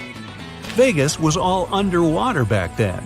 She too took long trips along the coast, visited different countries, enjoyed fancy seafood buffets all over the world. Pretty good life overall. Let's give Meg this one for making it to almost every continent. She leads 4-3. Round 8. Who was more popular? Seeing Shoni swim by could easily scare away other sea creatures. She's pretty big after all. But pretty soon, they'd see that this reptile wasn't that dangerous. Okay, squid, small fish, they weren't big fans. But medium-sized water creatures soon figured out they were too big for her, so they could be friends. Except for, the Kraken, a colossal squid and legendary sea monster with extremely powerful tentacles. The story goes that the Kraken had something to do with the disappearance of some members of Shoni's family. So let's just say they're not exactly BFFs. Meg, introvert, loner. She comes to the party and stays in the corner, not talking to anyone. And there weren't exactly a lot of animals lining up to ask her to dance. It'd probably be their last. When you're that high up in the food chain, you're never going to be too popular. Shoni makes a comeback with the popularity round, and it's all tied up at 4. Well, that means both of our contestants are going to share the... Wait, Meg looks furious. You can see her gritting her teeth. getting ready to finish this contest once and for all. Shoni smiles peacefully. She's not used to big animals going after her, so she doesn't think Meg would actually do anything crazy, as long as the submarine doesn't get too close. Okay, wait, Shoni's swimming towards Meg. They're gonna go at it. No, Shoni's telling Meg she can have the prize. Wow, crisis averted. Meg does not like to lose. Shoni, you certainly deserve the Pacifist of the Pacific trophy. Uh-oh, Meg doesn't look too happy about that. Better strap in, guys. Here we go. In the left corner, Megalodon, considered the largest and most dangerous predator in the aquatic world. It has a reputation as a cold-blooded hunter who can break a fishing boat with one bite. We're gonna need a bigger boat. But what if he comes face-to-face with another giant water monster? In the right corner, Mosasaurus, an ancient dinosaur reptile which existed about 80 million years ago on the vast Atlantic Ocean. Their diet was large fish, giant turtles, other mosasauruses, and even birds. So glad I'm not on the menu, ha ha! But to find out if this reptile can defeat the most massive shark that ever existed, we'll compare these monsters in several categories. Let's start with size. Megalodon became extinct 3 million years ago, but is still considered the largest and most dangerous predator in the ocean. We can only guess at the real size of Megalodon. The only remains found of this giant shark are teeth and vertebrae. Kinda sounds like my grandma. She used to leave her teeth everywhere. But with the help of calculations and computer modeling, scientists have concluded that Megalodon's length could be about 50 feet. It's like a New York City subway car, except it won't try to eat you. Now let's have a look at the right corner. The size of the Mosasaurus also remains a subject of discussion, but it's believed that the average length of this monster was about 36 feet. That's the size of a school bus. But in 2016, scientists found the largest Mosasaurus ever. Its length was 59 feet. Compare this to the tallest person ever, 8 feet. Mosasaurus was 7 times larger. Hey, nice job on the quick math. The first win goes to the Mosasaurus, 1-0 in favor of the ancient reptile. The next category is weight. Let's start with the fighter in the left corner. The most enormous individuals of the Megalodon species had an incredible weight from 27 to 59 tons. This is more than the weight of an empty Boeing 737, without the snacks and beverages. Although the Mosasaurus is longer, its weight isn't that much because of its body shape. Adult species could reach 14 tons, which is half the weight of a Megalodon. For comparison, an adult blue whale can weigh up to 100 tons or even more. But whales are not the peak predators like Megalodon and Mosasaurus. In this category, Megalodon wins and gets its first point. It's now 1-1. Let's move on to the next category, speed and agility. Megalodon wasn't the fastest fish on Earth. He could reach a speed of about 11 miles per hour. For example, the quickest sea creature is the sailfish. It can swim 68 miles per hour. But this didn't prevent Megalodon from becoming the top predator in the aquatic world. The average person only swims at a speed of 2 miles per hour. But the Achilles heel of Megalodon is agility and maneuverability. In fact, Meg is a 50-ton truck, so he can't turn and change direction quickly. If he's going to attack, he has only one chance to hit, because if he has to go for a second lap, his prey will have the opportunity to scoot. The exact speed with which Mosasaurus could swim is unknown, but scientists think he borrowed his swimming style from the eel. He would push off with his tail and steer with small side fins. This provided him with incredible maneuverability. In theory, this could help him jump out of the water, just like a scene from Jurassic World. But to know the exact speed with which Mosasaurus could swim, we need to find more remains of this ancient reptile. Right now, the point in the speed and maneuverability category goes to Megalodon, 2-1 in favor of the biggest shark of all time. Our next category is fighting instruments. First, we'll look at Megalodon's arsenal, his giant teeth. They were extremely sharp because of their triangular shape, and they reach 7 inches long. Megalodon's teeth are considered to be the largest that ever existed, and it had 250 of them. They were placed in 5 rows and could easily penetrate the thick skin of whales and other ancient creatures. In addition, the jaw itself was incredible. It was 6.5 feet wide. The average person could easily fit in there standing at full height. Boy, wouldn't that fall into the stupid selfie category. The muscle strength combined with the giant maw gave Megalodon one of the strongest bites on our planet. The primary tool of the Mosasaurus is the jaw. Its jaw held 40 to 50 sharp and massive teeth. They were conical in shape to penetrate even the thickest skin, like a knife through butter. And the jaw itself was similar to a snake's. So Mosasaurus was able to swallow colossal prey without even chewing. In some of the discovered remains of Mosasaurus, perfectly preserved remains of fish were found, and they were 3 feet long. The Mosasaurus head was a little over 2 feet long, and although this jaw wouldn't be enough to swallow Megalodon as a whole, it could bite off a pretty big piece of him or even just rip off its tail. For this ultimate combat tool, the Mosasaurus gets the point. The score is tied 2-2. The last category is combat skills. Although Megalodon has a giant mass and sharp teeth, he reached the top of the food chain for another reason: intelligence. Scientists found many remains of whales with scars from Megalodon's teeth. These findings have helped to understand the hunting tactics of this giant shark. It turned out that Meg could find weaknesses in other marine creatures and knew where their vital organs were located. Other remains had many fractures. Apparently, the victim had experienced Megalodon's 50-ton ram. It could easily have broken through concrete walls. The whales didn't stand a chance. With the help of strategy and tactics, Megalodon could have handled prey much bigger than himself. He could attack the whale's tail and fins until he was completely immobilized. And then, when the victim was defenseless, well, like they say, dinner is served. Unlike sharks that love to ambush, Mosasauruses were quite aggressive. Scientists found many remains of the Mosasauruses with traces of teeth marks from their own species. Whether they fought for food or territory is unknown, but we know for sure that their fights were brutal. The remains had many fractures, but they didn't ram their victims. No, they grabbed its head and actively bit and struggled, breaking its bones. Such a technique is used by modern crocodiles.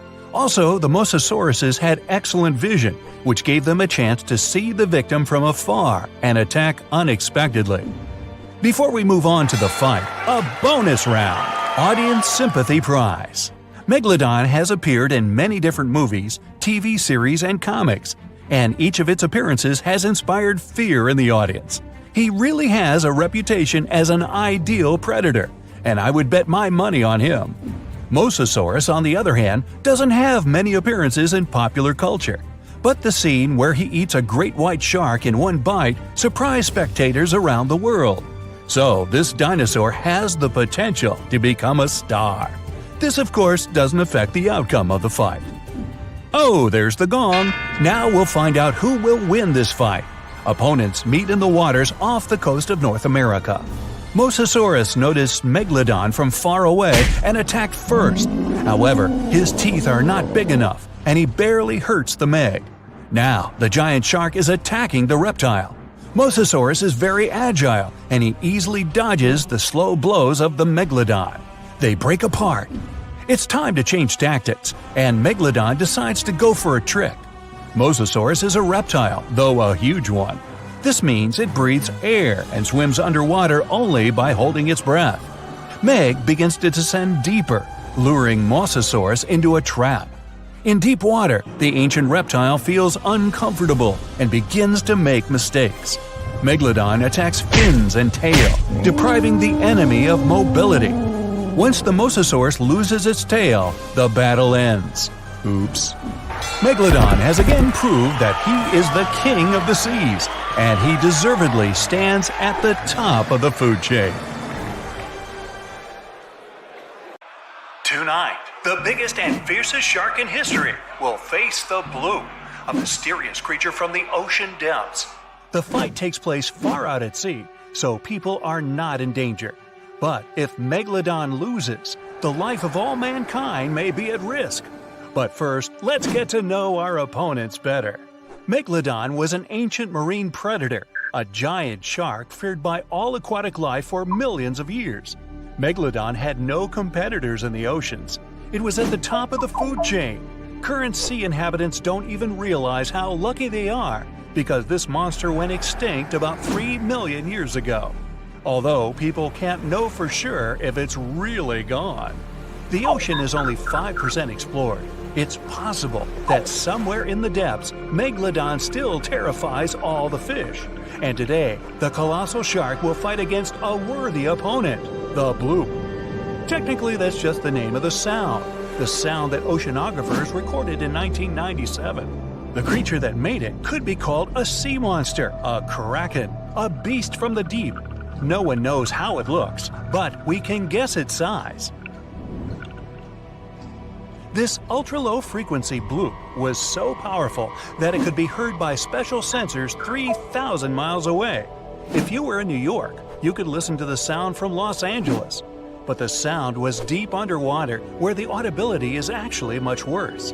A creature that can make such a sound could be dozens of times bigger than a blue whale, the largest animal living in the world. Interestingly, the source of the sound is located near the most remote place on Earth, Point Nemo.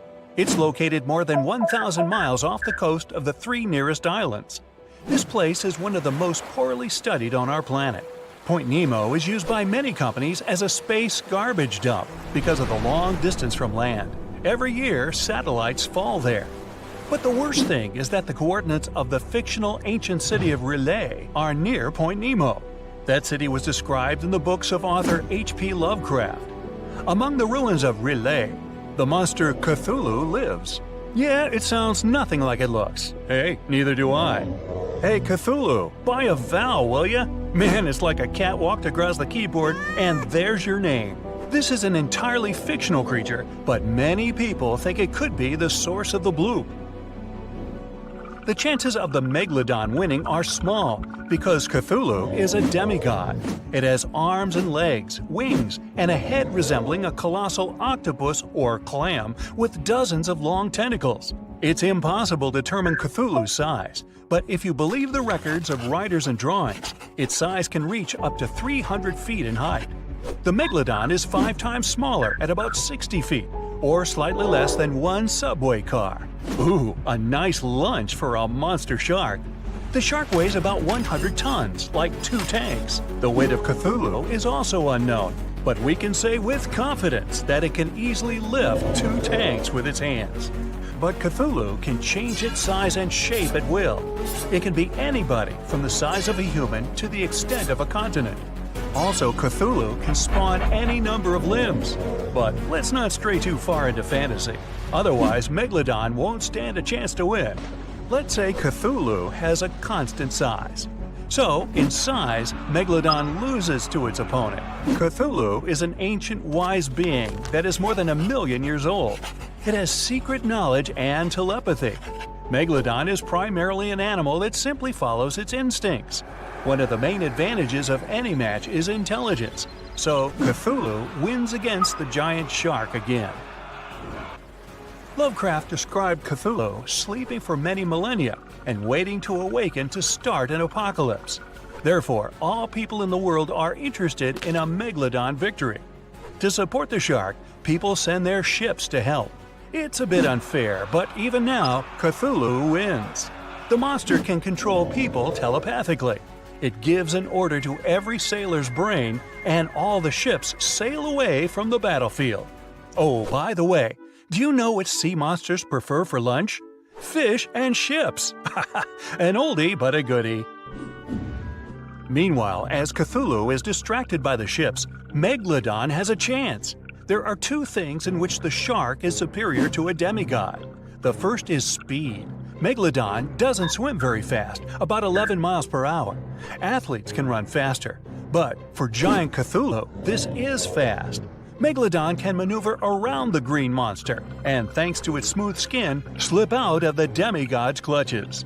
Megalodon swims behind Cthulhu and uses its second advantage, jaws. The bite of a megalodon is considered one of the strongest among all creatures that have ever existed on Earth. Its bite force can reach up to 20 tons, 6 times stronger than a Tyrannosaurus, 60 times more powerful than an African lion's bite, and 600 times more powerful than mine. Megalodon bites its prey armed with 300 teeth. Each one is razor sharp and the size of an adult's palm. Such a jaw becomes an advantage in the fight against the bloop. One megalodon's bite is enough to injure Cthulhu seriously. But of course, this isn't enough to defeat a demigod. Thanks to its speed, the megalodon can inflict many attacks, but sooner or later, Cthulhu will manage to catch the shark. Cthulhu uses tentacles to grab its opponent. Megalodon is trapped and can't move. The bloop is going to pull the shark out of the water. It seems that the green monster will win the fight. But several unknown objects are approaching the place of the fight. Cthulhu is being attacked from all sides. The green monster is unique, it's one of a kind, but the megalodon has offspring. Many sharks from all over the ocean swim to help their relatives. Now the sides are equal. Cthulhu again uses telepathy to summon people to help. Hundreds of ships sail to the fight location. It orders them to open fire on the enemies. Dozens of sharks quickly swim around Cthulhu. It's impossible to hit them and not injure the green monster. Cthulhu loses by its own mistake. It cancels the telepathic order and decides to deal with the shark squad alone. Cthulhu uses its tentacles to catch each shark one by one. But the sharks work great as a team. Once one shark is captured, the others bite the tentacle and help it escape. All Cthulhu attacks fail. It needs time to think of a new strategy. But where to retreat when there are a lot of enemies everywhere? To go back to the ancient city is to admit defeat. Cthulhu has an idea. It opens its wings and makes a single wave that, like a blast, throws all the sharks aside. The monster floats to the surface. Another wave and tsunami forms in the ocean. Cthulhu rises to the air. Black clouds accumulate, thunder rumbles, lightning strikes everywhere, and a downpour begins. Cthulhu is in the sky directly over a group of megalodons. It has taken a short break. And now the green monster is ready for another attack. A shrill whistle sounds above Cthulhu. A satellite's falling, cutting through the storm clouds. Then another one. Cthulhu is not prepared for an attack of space debris. It dives into the water and retreats once more into the ruins of the ancient city. Megalodon wins with the last of its strength. Fortunately, such a fight will never happen. Megalodon went extinct millions of years ago.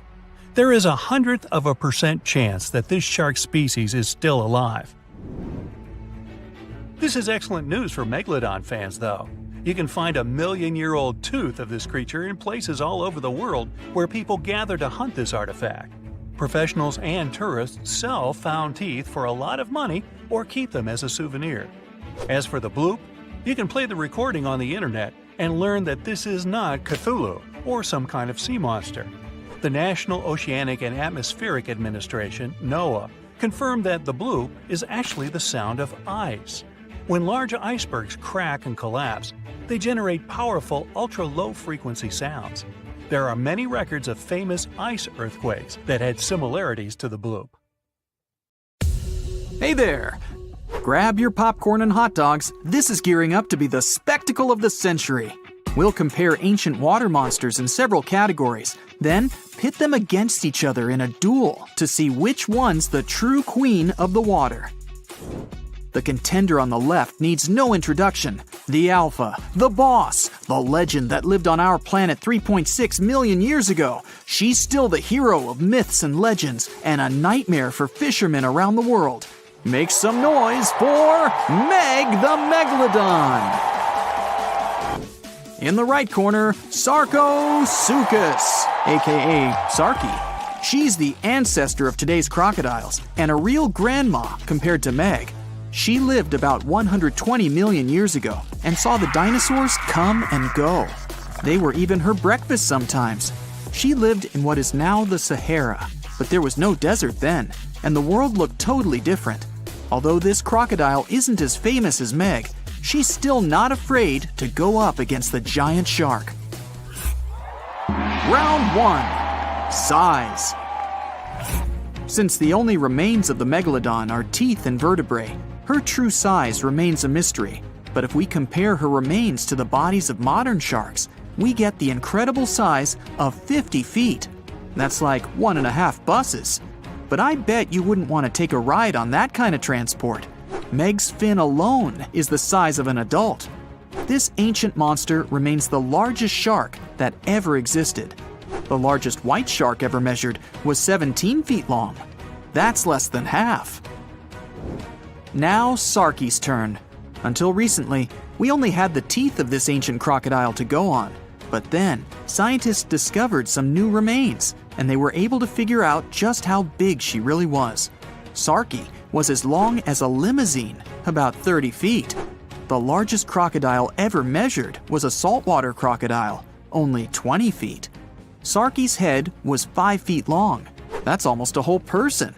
And her mouth had a special mace-shaped tip. But even with that, she's still only half the length of Meg.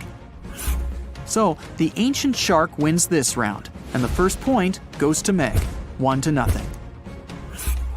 The next category is weight. Let's start with the contender in the right corner. The largest modern crocodiles weigh about a ton. Sarki made it all the way up to 4 tons. That's like 2 helicopters heavy. Her weight and size allowed Sarki to be queen of the ancient river, but she's pretty much a toothpick compared to Meg. You'd need a pretty hefty set of bathroom scales to weigh the contender in the left corner. Once fully grown, Meg weighed between 30 to 60 tons. That's a lot. A cargo helicopter can lift 9 tons. It would take around 5 of them to lift Meg safely. The heaviest shark nowadays? The white shark, only 3,500 pounds. Meg wins the second round, and the giant shark gets another point, 2-0. Moving on, the next category is agility. We can assume that Sarki could reach the same speed as most modern crocodiles. In the water, we're looking at up to 20 miles per hour. That's about 3 times faster than the fastest human swimmer. Her speed mostly comes from her long and muscly tail. It's one of the strongest muscles in her body and gives her speed and agility.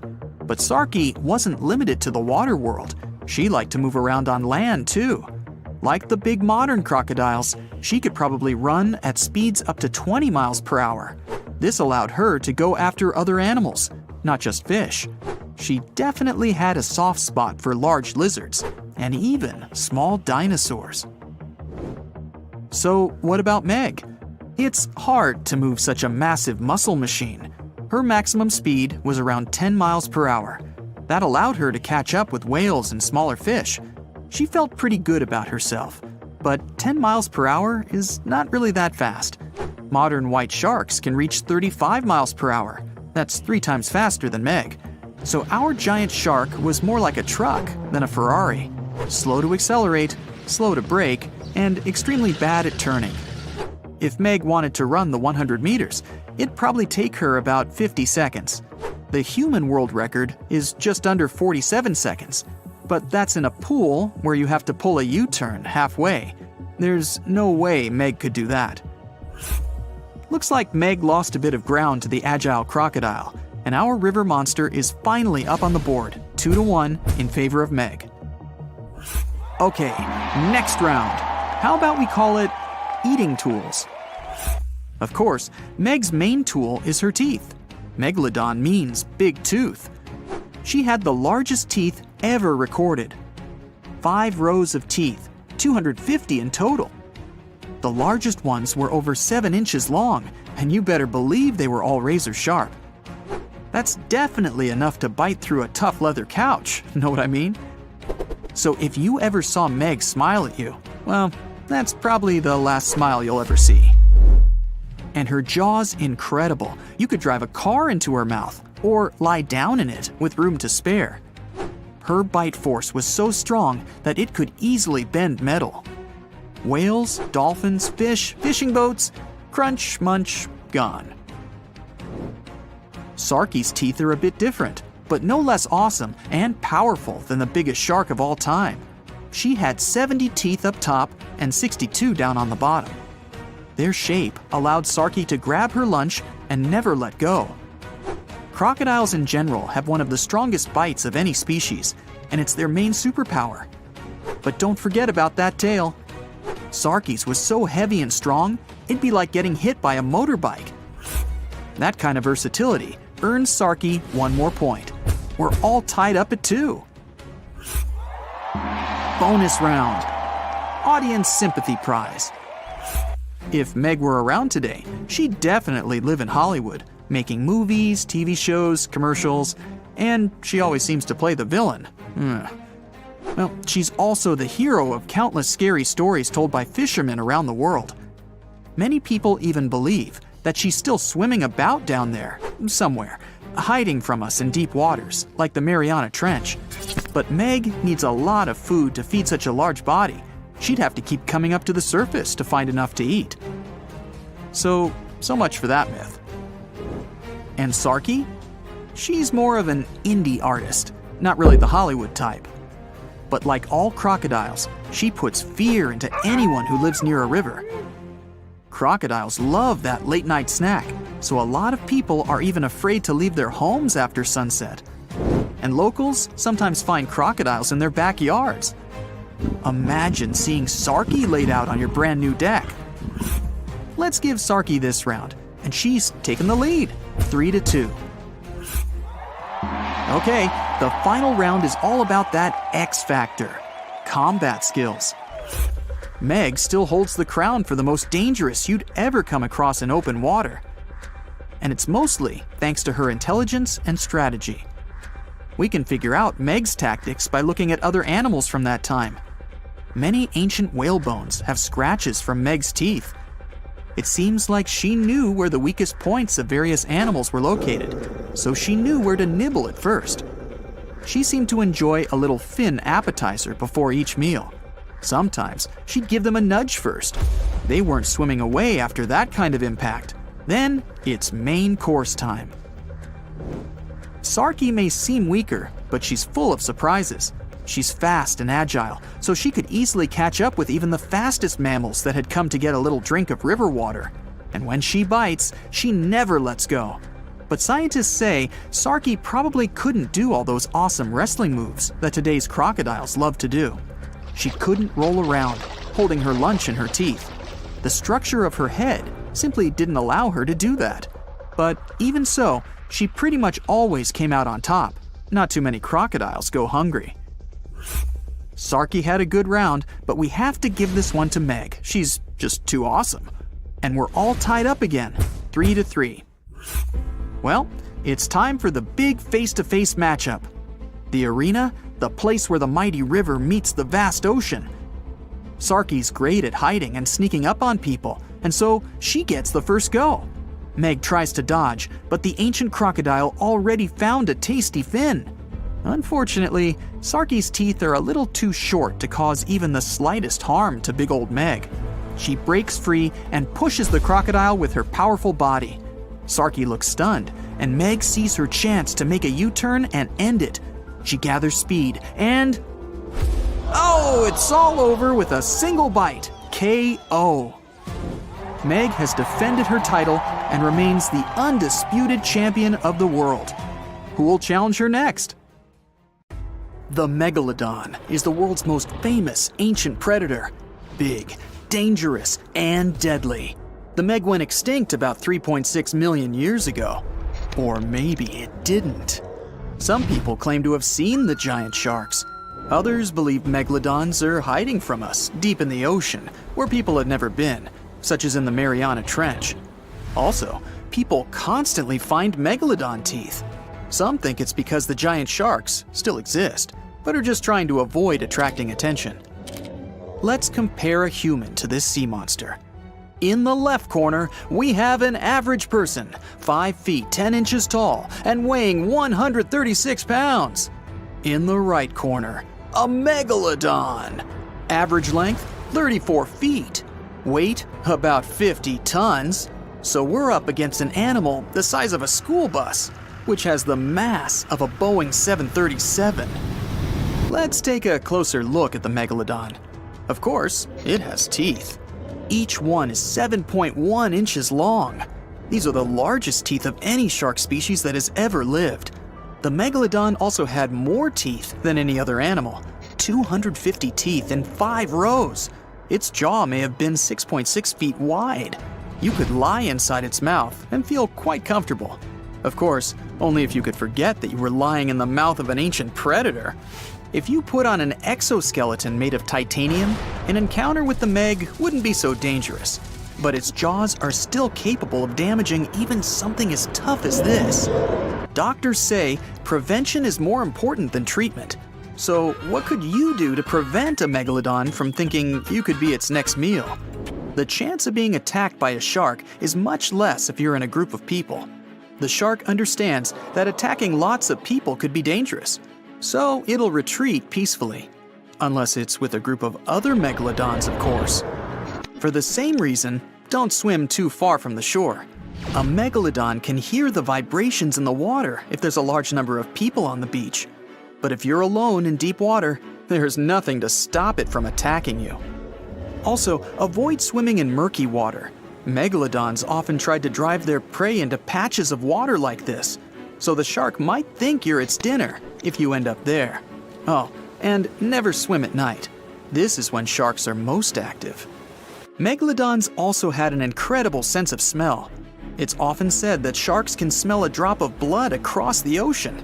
This is not a myth, it's true, though it's a little exaggerated.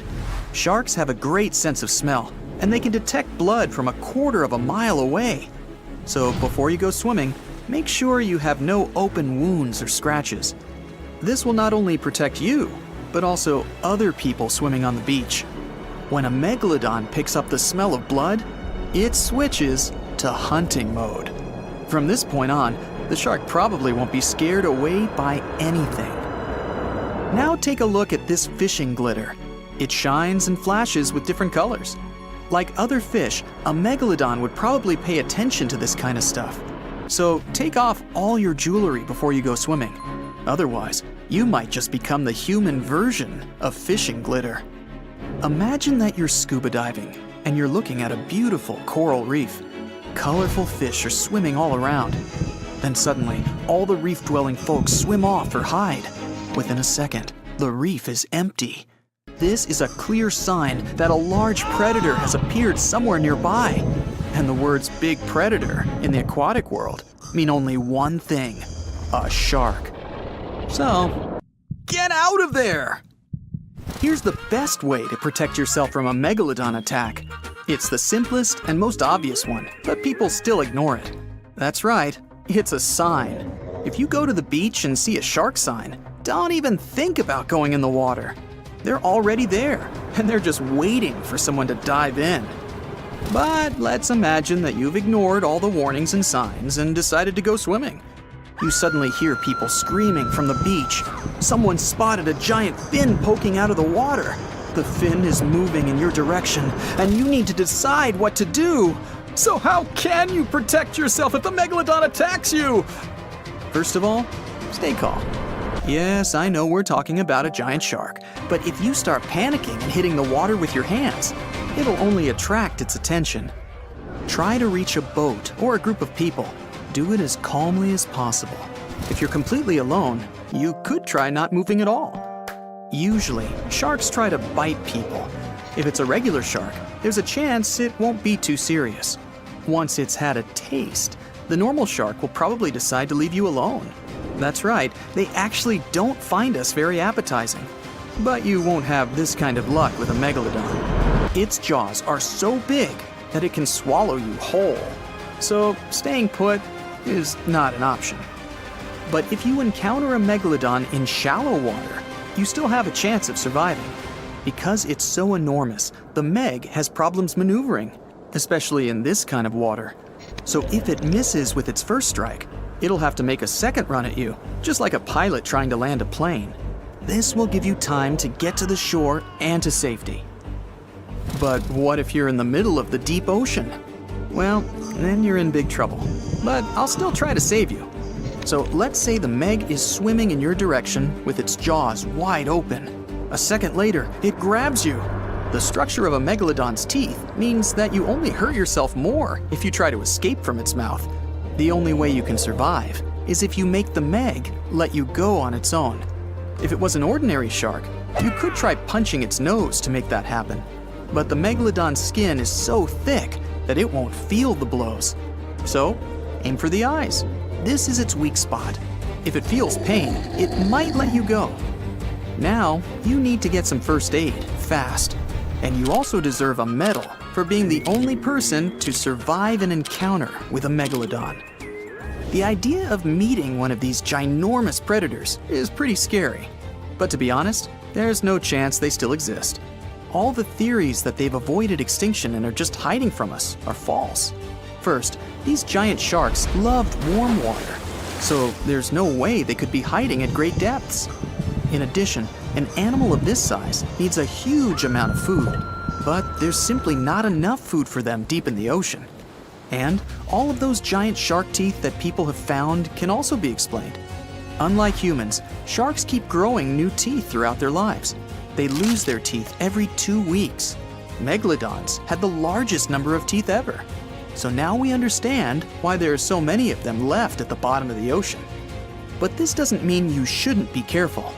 Real sharks still attack people sometimes. Last year, there were 64 cases of unprovoked attacks. By unprovoked, I mean the shark decided to bite somebody for no reason. There were also 41 cases where sharks defended themselves against fishermen or curious divers. Most accidents occur in the United States. There were 41 encounters with sharks there. 21 of them occurred along the coast of Florida. Hawaii, California, and North Carolina are also pretty busy places for sharks. Australia comes next, with 11 shark accidents last year. Surfers often run into sharks because they spend a lot of time in areas where sharks like to swim.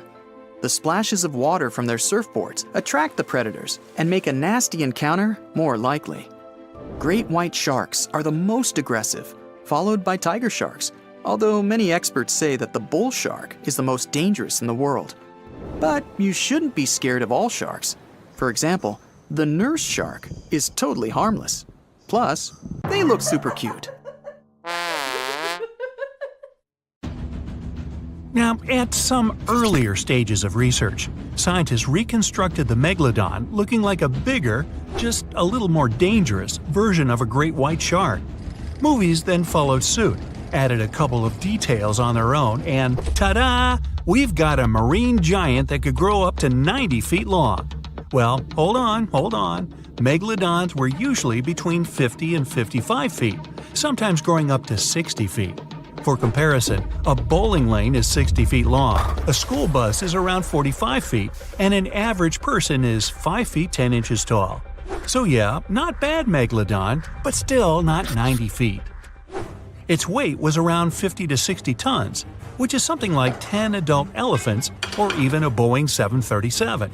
That's just their females though. The ladies were almost twice as big as the males. Another movie versus reality thing. The megalodon had nothing to do with a great white shark. The closest they could be is cousins, because megalodon, in fact, is the last descendant of a completely different lineage of sharks. Plus, its kind is around 3 times bigger than an average great white. It has a shorter nose and a much flatter jaw that almost looks like it's squashed. Also, Meg's pectoral fins are longer than those of the great white sharks. Ancient predators ate a lot, so they needed something to support their weight. They both had an excellent sense of smell, though, so even in prehistoric times, it wasn't a good idea to go swimming with a chunk of raw meat in hand. And it certainly isn't safe now. Whether the Meg's hiding somewhere in the depths, which some still believe is true, or it's gone forever, younger cousins will be there waiting. Also, both of them like to go after big marine mammals, so they would certainly have things to do together. That is, until the Meg got moody and accidentally ate its friend. You never know. These guys had a different hunting style. Great whites prefer to dive straight toward their prey and find the softest spots, like exposed legs or underbelly. Megalodon aimed for the fins and tail because of its almost 10-foot jaws and what's considered to be the strongest bite ever.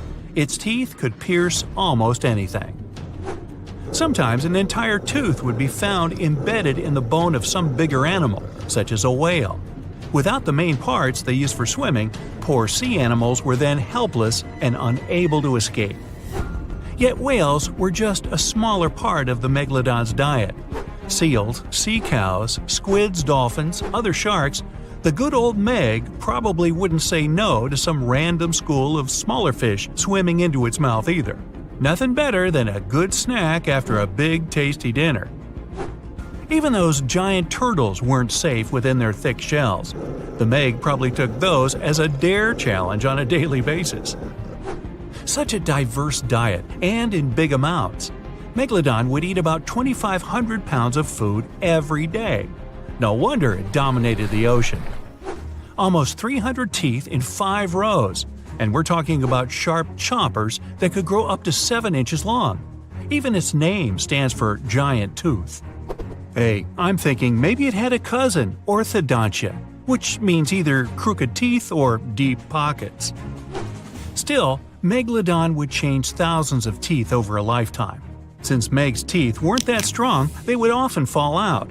Then it would get new ones within 1 to 2 days, so it could continue its hunting sessions without any serious interruptions. The same thing happens with modern sharks as well. New teeth replace damaged or worn out ones. Those teeth falling out were the only thing that helped scientists do any research on the megalodon at all. They found them all around the world. Yep, megalodons were quite some travelers. They lived in all oceans, and their fossils were found on all continents except Antarctica. What, too cold? Since their skeletons were not made of bone but of cartilage, teeth are the only evidence they've ever even existed. They gave scientists an insight into a lot of things, including size. Even with modern sharks, scientists determine their size by the dimensions of only one tooth, and do the same with the Meg. Megalodon had the strongest bite of all living creatures on Earth. It would definitely be fun to see the clash between the Meg and, say, T-Rex. Sadly, they missed their chance to meet and establish some long-term friendship since dinosaurs went extinct over 60 million years ago. Meg, on the other hand, terrified all the inhabitants of the seas and oceans from 23 to 2.5 million years ago. Where could Megalodon live these days? Well, it would probably love the places modern sharks go to, such as Florida, Hawaii, Brazil, South Africa, or some other tropical paradise. When you think about it, it's not bad at all. Meg, take me with you! Meg itself didn't have any serious competition or a natural enemy, but its infants were too weak to defend themselves. That's why the apex predator had to choose warm, shallow waters with no strong currents to raise its babies. Those, by the way, were around 6.5 feet long, not quite tiny themselves. Scientists actually found some of their juveniles' teeth, so it seems like part of their nursery areas was the coast of Panama, and that's 10 million years old. Okay, time to meet with one of Megalodon's potential rivals, the mighty sperm whale. 45 to 60 feet long, the size sure makes it quite an adversary. Modern sperm whales don't have such big teeth, but their ancestors, which lived around 13 million years ago, were well packed. The largest tooth found was 5 inches wide and 14 inches long. That's something like the biggest soda bottle out there. That would make an interesting combat. Here we're talking about this giant marine predator, but this is not the only intriguing ancient animal that wandered the oceans. In fact, sharks are some of the oldest creatures on our planet, more ancient than insects, mammals, dinosaurs, even trees. Mass extinction events wiped out most life on Earth. Giant asteroids fell on its surface, continents split up, and so many other things happened. But sharks were there, alive, persevering, apparently with no contact with the outside world, just chilling and doing their thing. The spiny shark was actually one of the first animals with a jaw. Not that it could do much with that jaw, since it was only around 12 inches long. Meg wouldn't even bother around this one, and it wasn't even a real shark, it just looked like one. If you ever wondered how a combination of eel and shark would look like, well, here it is. Eel shark preferred freshwater, was up to 3 feet long, and went extinct around 200 million years ago.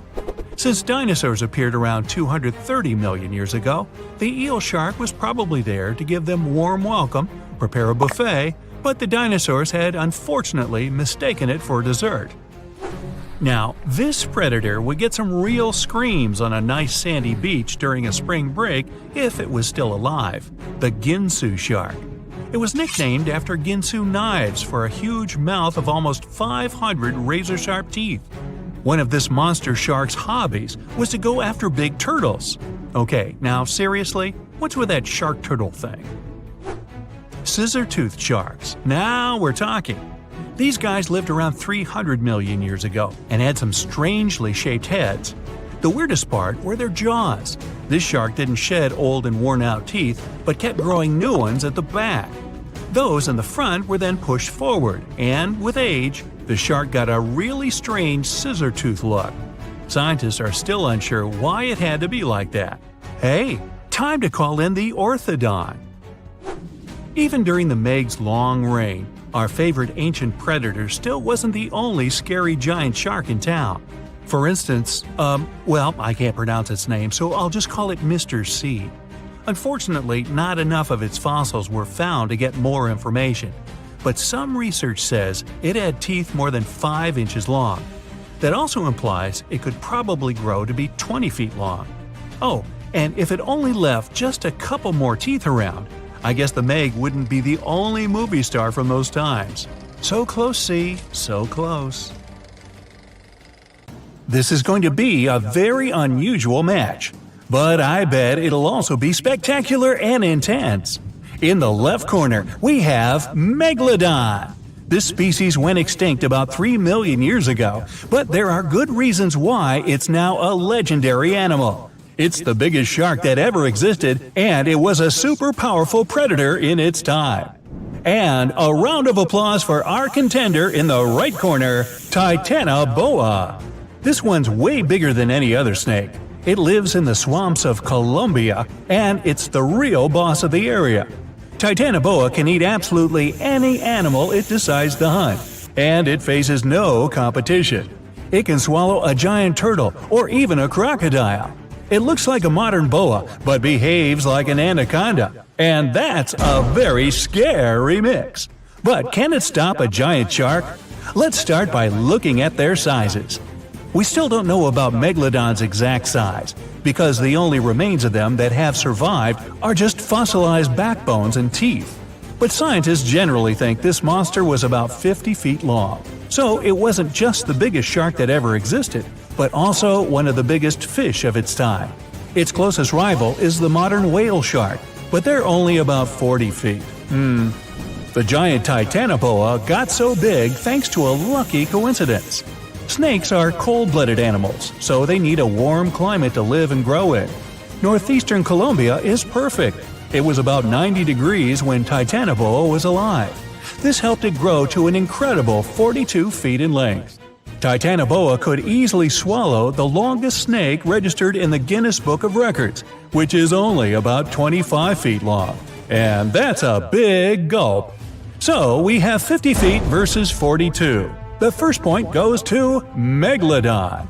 What about weight? Titanoboa is about 2,500 pounds. That's heavier than a small car, including the passengers. But it might be even heavier if you run into Titanoboa after it's had lunch. In that case, you can add a few hundred pounds more from the turtle or the alligator that it just swallowed. If you put Titanoboa on some very large scales, you'd need 5 giant anacondas on the other side to balance them out. But Megalodon is an incredible 50 times heavier than Titanoboa. The average adult female weighs between 27 and 59 tons. That's as much as an empty Boeing 737 airplane. And that's without carry-on luggage either. Luckily enough, Megalodon can't fly. So obviously, Megalodon wins in the weight category. That's one more point to the ancient shark. Although having such a large weight makes it difficult for the shark to move, and also means it's a little clumsy. Which leads us to our next category, speed and agility. Megalodon can swim at about 16 feet per second. That's enough to make it the ultimate predator, but it's still slower than plenty of other species. If Megalodon was swimming in a pool and Usain Bolt was running along next to it, he would be twice as fast. His top speed is almost 40 feet per second. Now, a sailfish, which is the fastest sea creature, can reach about 100 feet per second. Megalodon's size and weight make it turn really slowly, just the same as a large truck. So, when it attacks, the shark has only one chance to strike. If it misses, it has to go around for a second attempt. This gives its prey more than enough time to run away. Titanoboa isn't that fast either, especially on land. But when the giant snake is in the water, it can swim at a speed of up to 12 miles per hour. Not much, but enough for it to escape from Megalodon if it needs to. It's learned to swim so well because water is its main hunting ground. And because Titanoboa is a snake, duh, it also has incredible mobility. It can wriggle around and change direction very quickly, so it can easily dodge Megalodon's bite. So here's the first point for Titanoboa. The score is 2-1 in favor of Megalodon. Next section, fighting skills. Megalodon is incredibly smart. It can change tactics depending on what kind of prey it's hunting. Scientists have found teeth markings from Megalodon on some whale fossils. These show that the giant sharks aim their bites at their prey's vital body parts to take them out quickly. Other remains of Megalodon's victims have multiple fractures.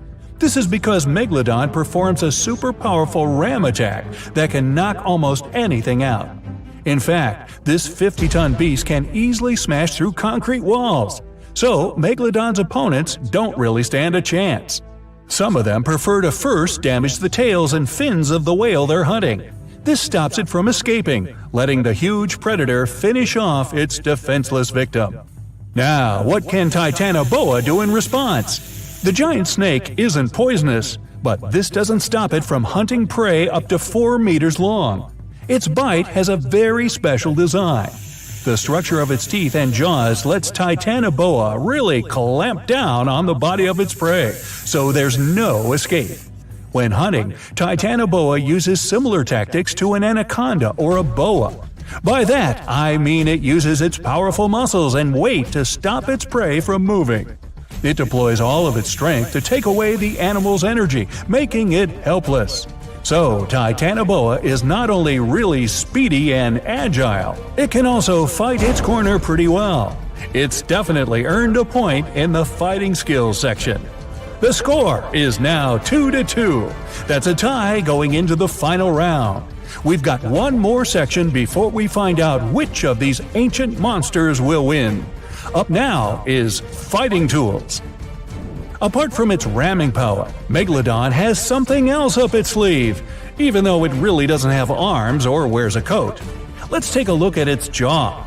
Its teeth are about 7 inches long. That's an absolute record for all known shark species in the world. Megalodon has about 250 of these deadly pointy things arranged in 5 rows. They're also really sharp, which helps it penetrate the thick skin of big animals like whales. Megalodon's jaws are 6.5 feet wide, and it has one of the strongest bites of any animal on the planet. Not only are they super dangerous, Megalodon's teeth are also really valuable. One of these ancient incisors was once found in Western Australia. The location where it was dug up was kept secret, but this didn't stop intruders from stealing it. It's probably in someone's private collection by now, and sadly, scientists missed the chance to learn something new about Megalodon. Titanoboa also has a mean set of teeth. They're thin and pointed like needles. They bend inwards in the snake's jaw like fishing hooks. This little feature helps Titanoboa get a grip on its prey and prevent the slightest chance of it running or swimming away. If the animal tries to pull itself free, it will only hurt itself even more. And remember that Titanoboa is incredibly agile. so it can strike with that bite at an incredible speed. Now, it's time for the fight itself. Titanoboa never swims in the open sea, but here Megalodon has gotten lost and ended up in a shallow swampy area off the coast of Colombia. In water like this, Megalodon finds it even harder to move around. It could bite Titanoboa just once and the fight would be over. But because the shark moves so much slower than the snake, for now he doesn't get the chance to snap those enormous jaws. Titanoboa starts attacking Megalodon, but it can't do much damage to that thick skin with its sharp but very short teeth. Eventually, Megalodon gets its chance and ends the fight with a single bite. It turns out that those huge teeth were what really mattered in this competition. Chew on that for a while. That's 3-2 and a victory to the giant shark. Okay, so both of these animals live in the water. Other than that, there's little in common between them. A smaller one is a warm-blooded mammal, highly intelligent and curious, just like me. Its long streamlined body is usually either blue or gray, but there are also brown and even pink species. Ranging in size from 6 to 30 feet long, dolphins don't weigh more than 11 tons. Their slippery, hairless skin that feels rubbery to the touch is probably their most famous feature. The other animal is a notorious prehistoric predator, just like me. Growing about 60 feet long, it weighed almost 5 times more than the largest dolphin. Its size, huge serrated teeth, and incredible speed – well, that's what made the Meg the most feared creature in the ocean 23 to 3.5 million years ago. So, the question is, who would you rather meet while swimming in the ocean? A dolphin, a megalodon, or me? Oops, not me, never mind. In comparison with the sharp-toothed monster, dolphins look cute and totally harmless. But imagine the following picture. It's a hot summer day. It seems only logical to go for a swim in the sea. You're floating on your back, completely relaxed. Your eyes are closed, your breath even. Water's pleasantly cool around your body. A light breeze touching your face. You feel calm enough to doze off. Suddenly, something bumps into your leg. Yanked out of your half-slumber, you begin to flail until you're face to face with the invisible danger. Luckily, all you spot is a couple of easily recognizable fins and cute, smiley snouts. Whew, just dolphins. Guess you're lucky to meet them in the wild. These amazing creatures are so close you can touch them. You've heard people say dolphin skin feels rubbery, but to your mind, it's more like the inner part of a hard-boiled egg. One of the animals is so close to you that its salty smell fills your nostrils. You know, though, that dolphins don't have sweat glands. It means they don't sweat and are pretty much odorless. The smell you sense comes from the water they swim in. At first, you feel curious. The dolphins seem eager to interact with you too. They circle around but keep some distance. Soon, you can already count 7 or 10 animals swimming nearby. And then, uh-oh, are they playing with you? First one animal, then another. They come closer and push you with their noses as if you were a ball. It doesn't hurt since they're rather delicate and careful. While passing you from one to another, they make funny sounds. You can't but giggle at the dolphin's antics. Some time has passed, and you don't feel like laughing anymore. The animals are getting too bold, and their pushes grow stronger. All of a sudden, you realize that you're pretty far away from the shore, surrounded by wild, massive animals. Even though they look friendly, their behavior is totally unpredictable, and the worst is yet to come. The largest of the dolphins comes up with an idea of swimming under you, then diving deep down to the bottom. This creates a whirlpool, and it starts to pull you inside with an enormous force. The dolphin reappears, then dives once more. Soon, you don't have enough time to get some air into your lungs. After every 5 seconds at the surface, your body gets dragged underwater again, and again. Several more dolphins join the game. You're shocked, disoriented, and worn out. It's impossible to keep up with the animals, and you rapidly lose strength. At one moment, you realize with frightening clarity that you're drowning. The only thing that gives you hope is that from time to time, some of the dolphins push you back up to the surface. They probably guess that if you drown, the game will lose its fun for them. Yeah, it won't be fun for you either. The whole thing can't have lasted longer than 10 or 15 minutes, but for you, it's been an eternity. After the animals get bored, you muster up all your strength and swim toward the beach as fast as you can. The dolphins don't follow you. Exhausted and trembling, you manage to get out of the water and fall down on the sand. The only thought in your mind is, "Now I understand why sharks are afraid of these cute creatures." And indeed, the most feared predator of the sea would do anything not to cross paths with a dolphin. These mammals have flexible skeletal joints and soft skin. It makes it easier for them to maneuver while dealing with their toothy counterparts. Dolphin snouts are made of thick and strong bone. Animals use them to protect themselves from enemies. For example, a dolphin can swim under a shark and burst upward, aiming at its underbelly. Such a jab is so powerful that it causes serious internal injuries. Shark tails have vertical planes. It limits their abilities. They can't move upward or downward fast enough. Dolphins have horizontal planes on their tails. That's why they can change directions almost instantly. Sharks are solitary creatures, and dolphins prefer traveling in groups, also called pods. When one pod member is in danger, its mates immediately come to the rescue. Sharks often try to use their mighty jaws to take down dolphins, but their only chance is to find the animal's blind spot or catch it unawares. If the first shark's attempt is unsuccessful, the dolphin will either escape or regroup and call its friends to help fight the enemy. Dolphins are not only smart and agile, they're also incredibly fast. Their speed usually exceeds that of most shark species. Such an elusive meal isn't worth the effort. Orcas, the largest members of the dolphin family, hunt sharks when they can't find other food sources. An orca uses its super strong tail fins to hit a shark on the back. This makes the massive fish unable to move. Sharks stay away from dolphins, and maybe you should too. For one thing, these animals have sharp teeth and a strong bite. Bottlenose dolphins have up to 100 teeth, more than enough to grip their prey and keep it immobile. Bottlenose dolphins sometimes gather in large groups of up to 1,000 animals. When all of them set off for a hunt at the same time, it looks scary. But more often, they travel in pods of 10 to 15 members. If a dolphin decides you're a menace, it might attack you. Getting shoved with its long, hard nose isn't a pleasant experience. Combine it with the speed at which the animal is barreling towards you, and the outcome of such an encounter looks ghastly.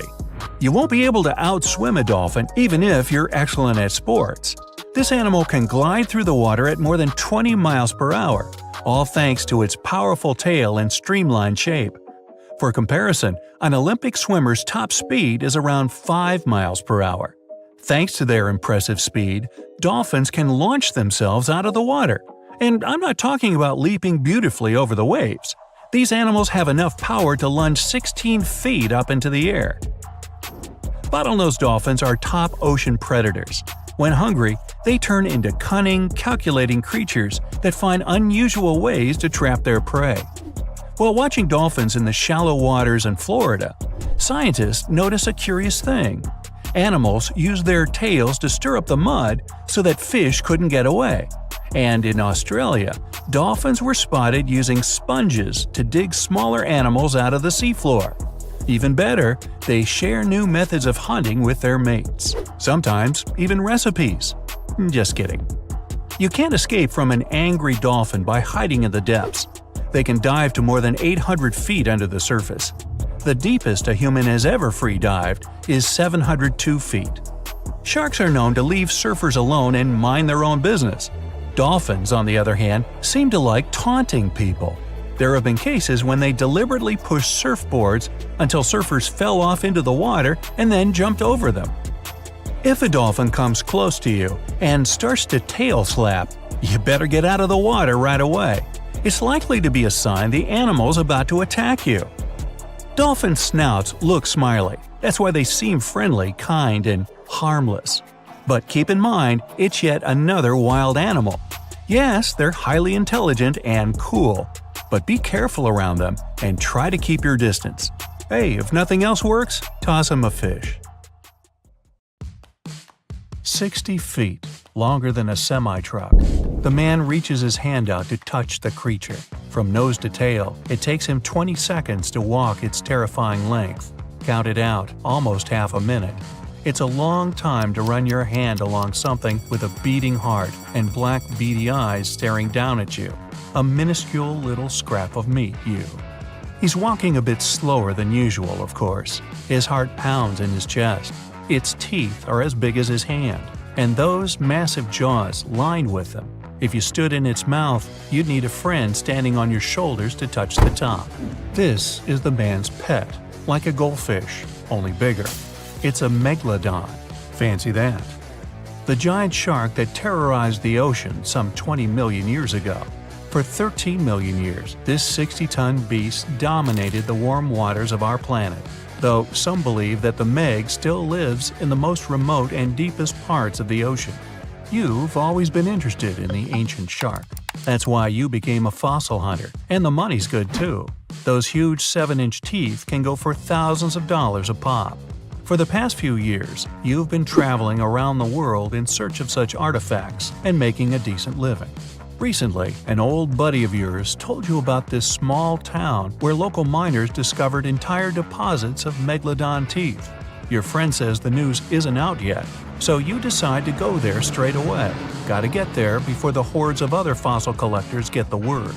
You spend days searching rivers, creeks, even digging into their banks and hunting on land. You look for any fresh construction sites around town, and that's when you find one. You see a group of workers and ask them if they, or anyone else in town, has found any fossils or large teeth on their excavations. "Nope, haven't heard anything about that," one of them answers with bewilderment. Frustrated, you call a cab and head back to the motel.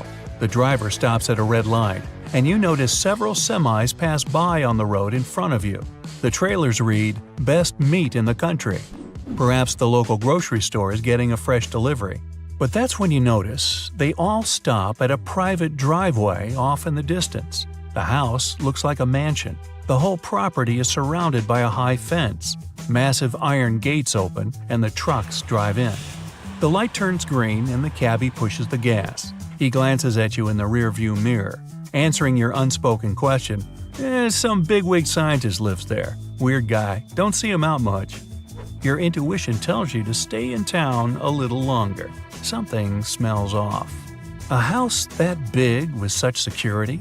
Maybe he found all those megalodon teeth your friend told you about. From the looks of it, he must have found a whole fossilized skeleton. What's he hiding behind those walls? You can't sleep that night. Your obsessive curiosity brings you out to the scientist's house in the middle of the night. You just want to see with your own eyes. The fence is even bigger up close, and looks like it's made of steel or titanium. This guy is definitely hiding something. You walk along the wall, out around to the backyard. You hear some kind of humming from the other side, like a machine or pump. Big Shot probably has a massive hot tub with that Meg money, you scoff in your head. The structure is way too high to climb, but you notice a tree nearby. You climb it and carefully grab the wall. You hold onto it with both hands, your legs dangling on the other side. You unclench your fingers and thud. Ow! Hard landing, but you're in. You turn around and that's when you see it. A gigantic round pool. Must be the size of a football field. Lights under the water barely make the thing glow. It's deep. You get closer to peer over the edge when, oops, you slip on the wet floor and go plunging in. You open your eyes. It looks even bigger underwater. But then, you see a dark shadow off in the distance. It's getting closer and closer. Within a half a second, the form starts to make sense. Fin, eyes, jaws, rows of razor-sharp teeth coming right at you. You're frozen with fear. A hand grabs your collar and pulls you out of the water. Inches away from your face, the monster's toothy jaw snaps shut. The scientist saved you. You're in shock for a few minutes as you cough and catch your breath. You look up at the man. That was alive? But it can't be. A Meg? Yes, he says calmly. He's a middle-aged man. Gray streaks paint his dark hair. His eyes are tired, but already wise. Oddly enough, he doesn't question your intrusion. Sensing that you're a fellow enthusiast, he instead tells you a story. Years ago, he was out doing some research in the ocean. That's when he found a badly injured shark caught up in some fishing net. It needed surgery, so he brought it back to his lab and operated. While the specimen was healing, the scientists realized this was no ordinary shark. It was a megalodon baby. He knew he couldn't set it free, and he couldn't tell anyone. The shark could never live an ordinary life if that happened, so he kept it. But as the years passed, the already big baby grew. 10 feet, then 20, 30, and then double that. The first problem he met was the size of the pool. Sharks always need to be in motion, so one thing was obvious. The pool needed to be round. If a dolphin needs a 24 by 24 foot space, and they're 1/10 the size of a meg, then this pool needed to have a diameter of at least 240 feet. Yep, just shy of a football field. Your initial estimation was right. To pump water into it, the scientists would have to build a house near the sea. But coastal towns are usually crowded, too many prying eyes. He gives you a sly grin. So, he had an elaborate water system built underground. It runs for miles, long enough for him to stay pretty remote, but also gets the 1 million gallons of salt water he needs to fill the pool. But the most difficult part is the feeding. When megalodon roam the global seas, it live on large fish, whales, and even other sharks. To keep a megalodon at home, you'd need, well, besides a lot of money, tons of meat, about 2,500 pounds a day. That's the size of a full-grown bull. He has the meat shipped in by truckload. Megalodon is a very active fish. It was always on the move and hunting. To keep it from getting bored, the scientist hooks the meat onto a large mechanical fish. The robot just swims around the pool, and the meg tries to catch it all the time. Its teeth leave noticeable marks on the metal. When the bot's severely damaged, the scientist takes it out of the pool and repairs it, and then it all starts over again. But now, I understand that she needs to go back where she came from. My family and I have even grown to love her like a pet over these 15 years, but I need to let her go. Maybe you can help? It takes some planning over a few weeks, but together with the scientist, you put the shark in a huge tank full of water. It takes a crane to lift her. You load the thing onto a ship and sail it far away from the shore. As the onboard crane lowers her into the water, the scientist hands you a massive meg tooth. Here, take this, and thanks for your help. His eyes are misty as he watches her swim away. But this time, you decide not to sell it. Nah, this is a souvenir for the memory. You know how they say it's better to just hand over your wallet if you run into a mugger? Instead of surrendering their wallets, sea cucumbers choose to spit out some of their insides to fend off predators like crabs and fish. It's a natural defense mechanism for them, and they quickly grow those organs back in just a few days, thanks to special cells inside their bodies. It's not the only weird thing sea cucumbers do. They can actually breathe through their rear end. They have this thing called a respiratory tree that connects to their backside and sits right next to their intestines.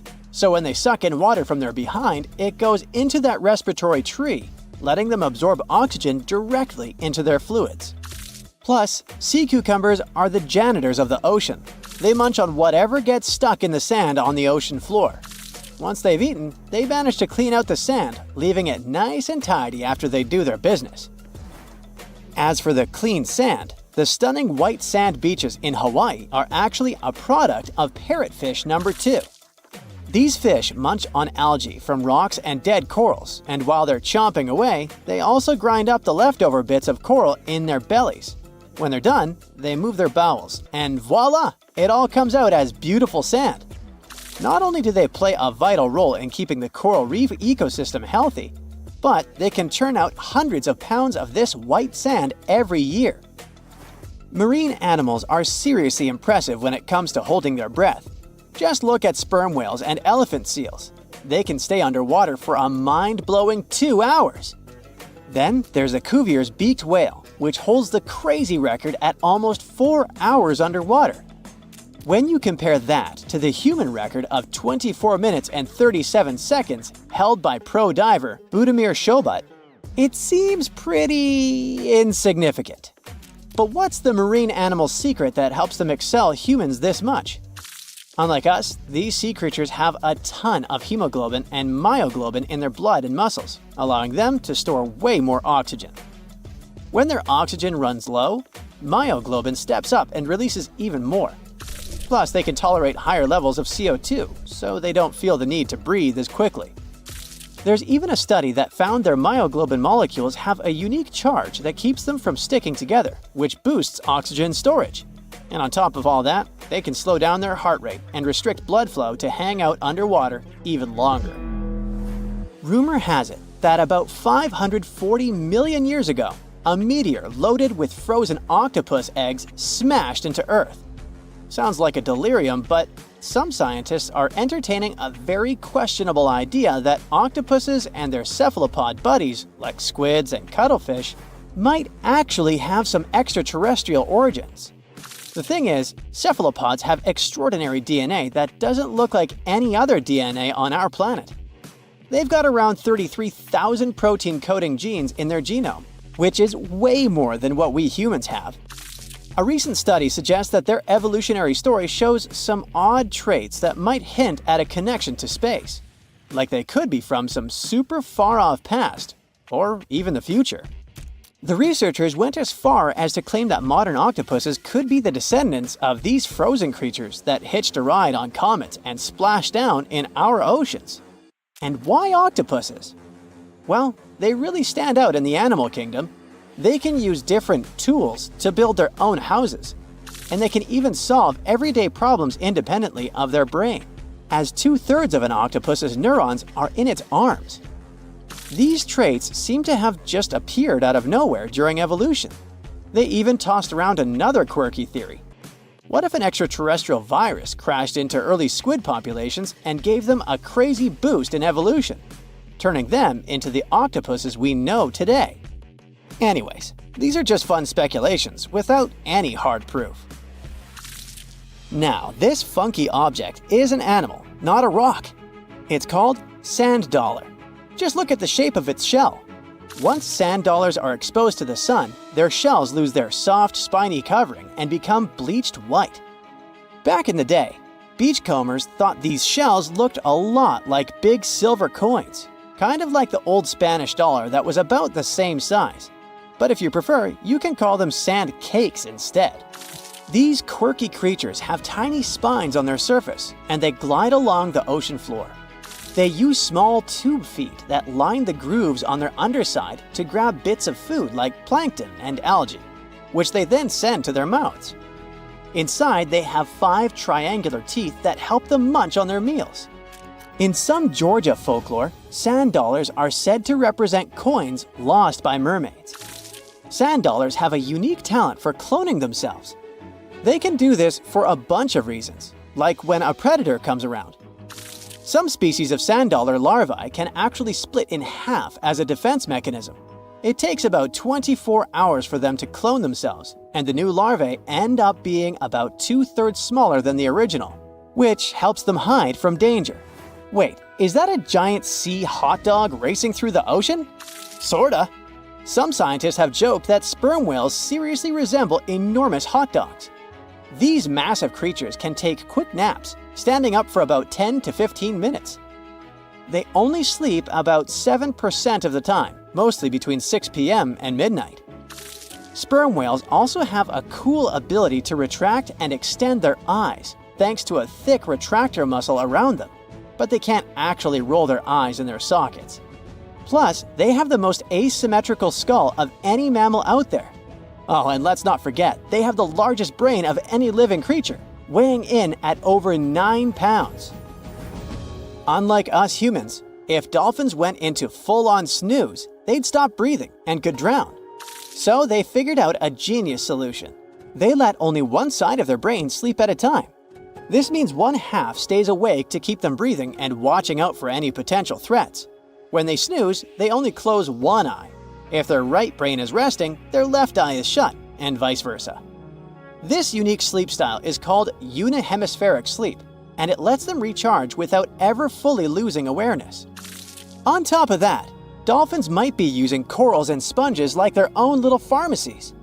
Scientists have seen them rubbing their bodies against specific types of coral and sponges, suggesting they might be treating skin issues.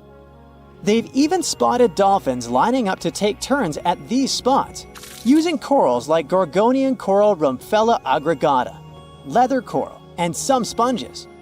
What's really fascinating is that researchers have analyzed these corals and found they contain compounds that could help with dolphin skin conditions, which can sometimes lead to infections and lesions.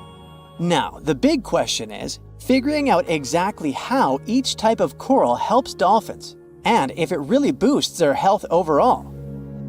Sea urchins aren't exactly the Usain Bolts of the ocean. They move slowly by crawling with their tube feet and occasionally give themselves a little push with their spines.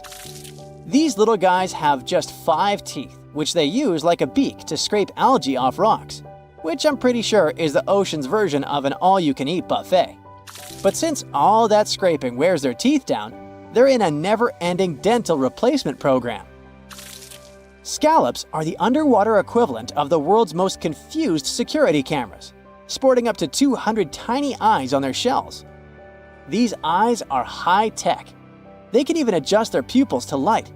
Instead of working like ours, scallop eyes have a unique setup.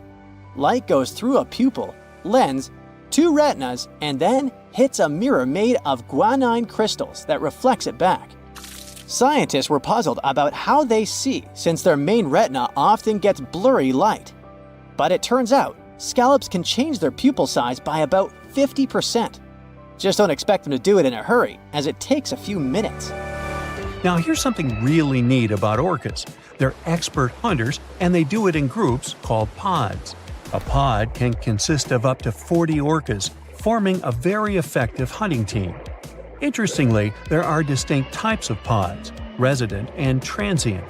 Resident pods are more into fish, while transient pods have a taste for marine mammals. But no matter what type of pod they belong to, all orcas have one thing in common: they are master collaborators. They work together using smart hunting techniques that are often compared to the teamwork of wolf packs. Almost 95% of jellyfish's body is made of water. For comparison, the human body is 60% water. It's probably not a surprise since jellyfish don't have a heart, blood, eyes, or brain. The other 5% of their body weight is proteins, muscles, and nerve cells. Jellyfish have been around for more than 500 million years. This makes them older than dinosaurs. These creatures haven't changed much, and today's jellyfish are pretty much like their ancestors. Electric eels have small eyes that are not so effective in environments with no light, so they mostly rely on their electric organs.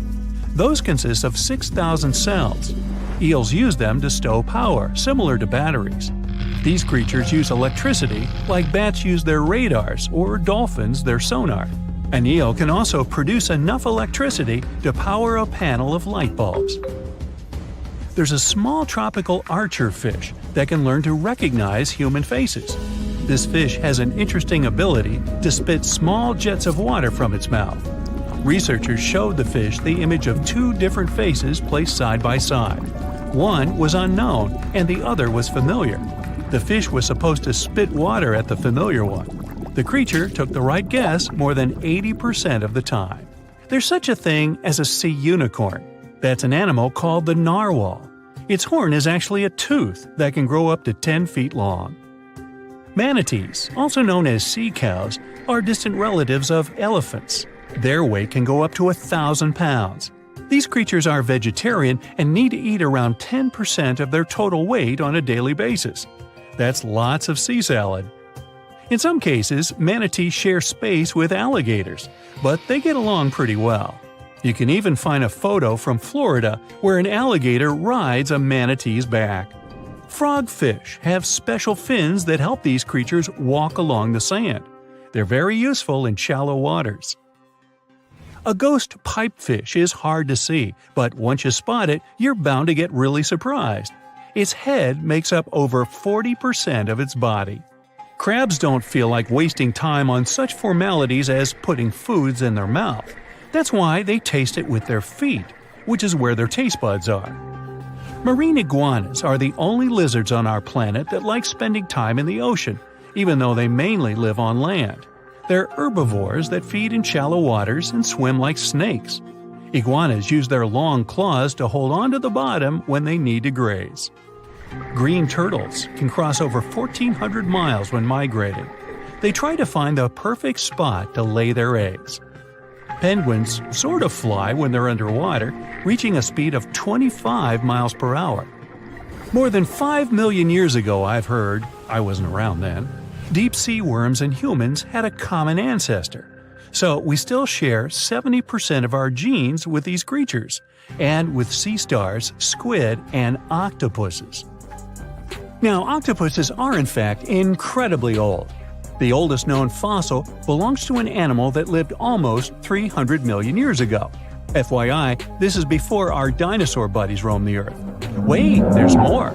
Octopus arms have a mind of their own. That's because 2/3 of their neurons lie in their arms, not in their heads. This means that their arms can problem solve how to open a shellfish, while their owner is worried about other stuff entirely. Talk about ninja-level multitasking. Oh, and like other animals, such as chimpanzees and dolphins, octopuses have proven to be good at maneuvering tools, like picking up old shells and using them as a temporary home. Now, of course, the most intelligent animals on our planet are humans, according to humans. But we don't seem to give pigs enough credit. Pigs are so smart they can play video games. No, not Minecraft. But in a recent academic study, scientists had 4 pigs play a joystick game. They had to manipulate the stick so that the moving ball would hit the wall and then they would get a treat.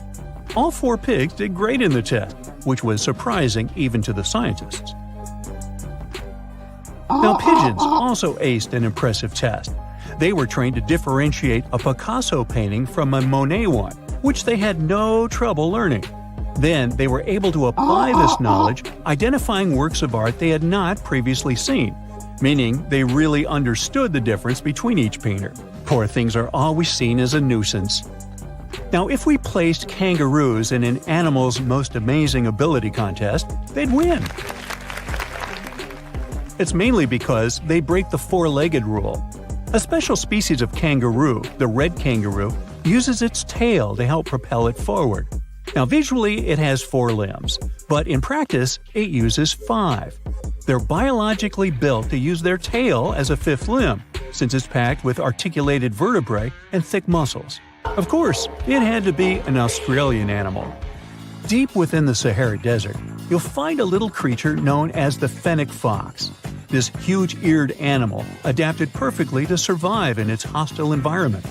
The huge ears help them to dissipate the unbearable heat of the desert, as well as help them to hunt for underground prey. Now meet this guy.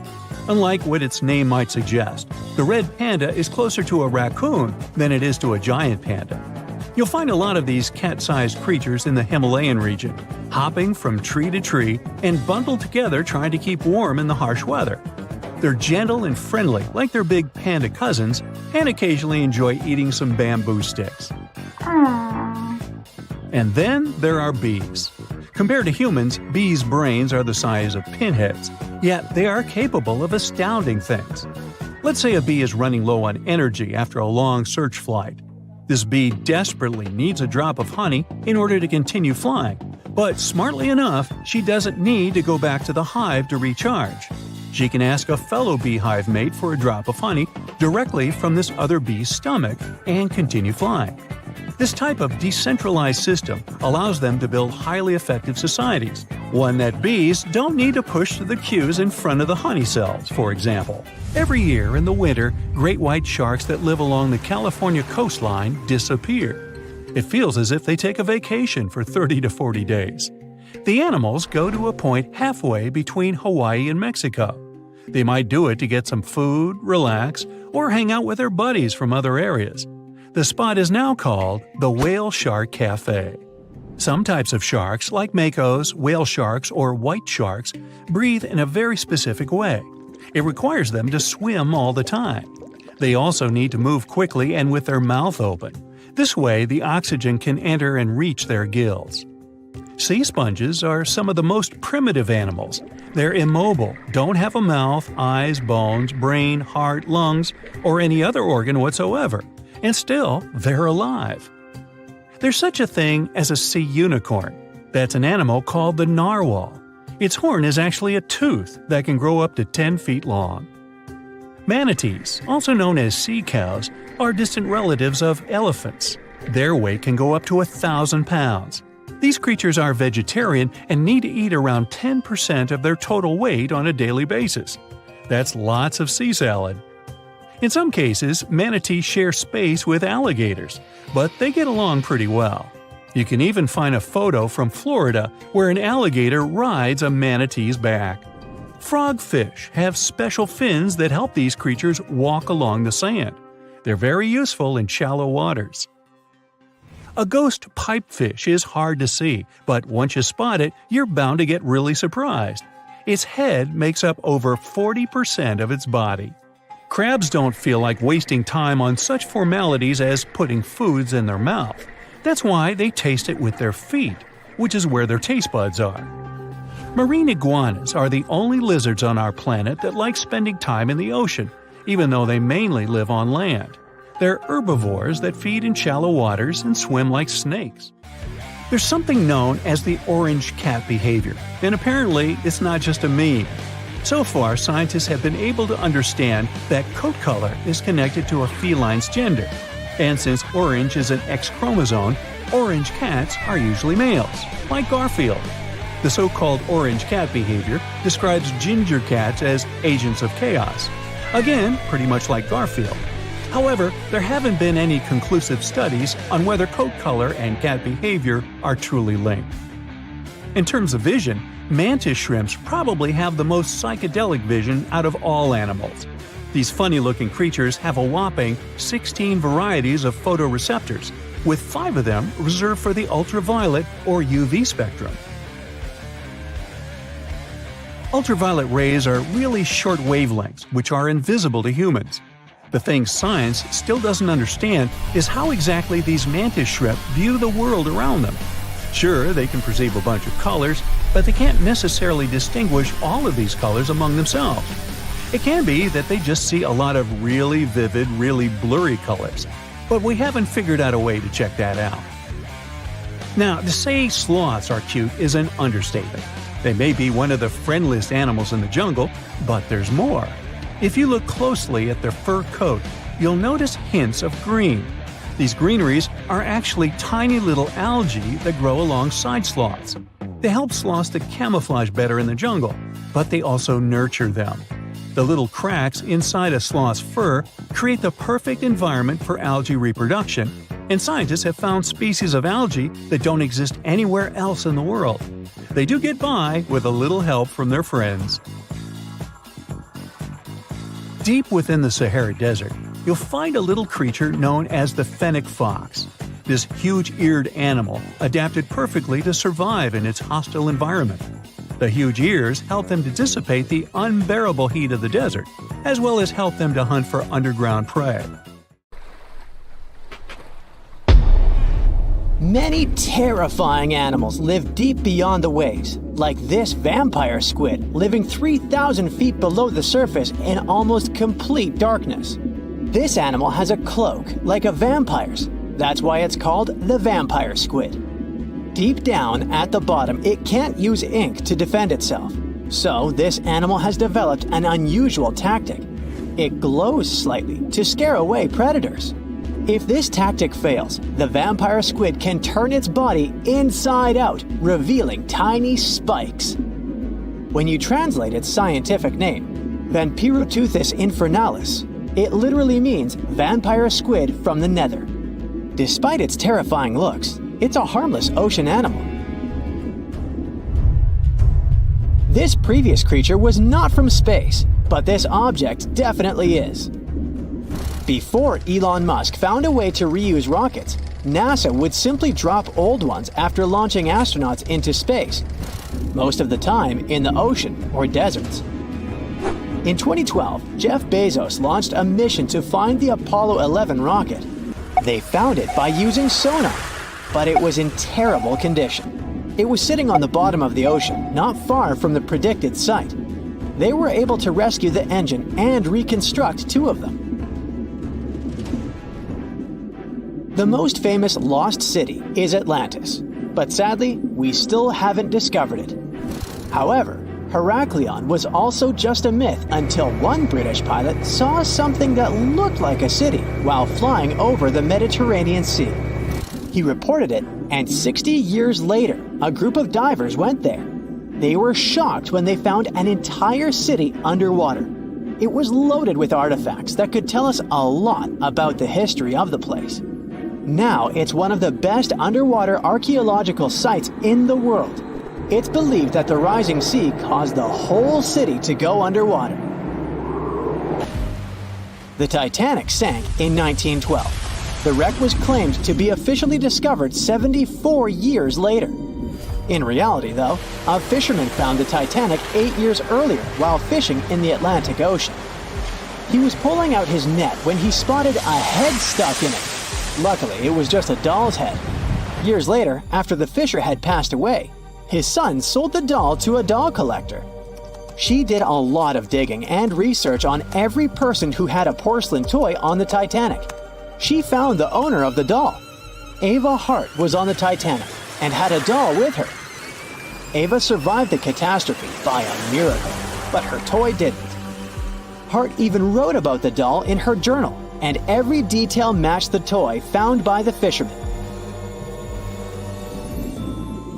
The tripod fish lives deep in the abyssal zone, around 20,000 feet below the surface. It's adapted to such immense depths and uses its tripod fins to stay still on the bottom. This creature doesn't have big eyes, but even if it did, these eyes would be useless in the darkness. Instead, the tripod fish uses its fins like antennas to detect any movement in the water. This creature doesn't have much luck when it comes to its love life, so it had to develop unique tactics to reproduce.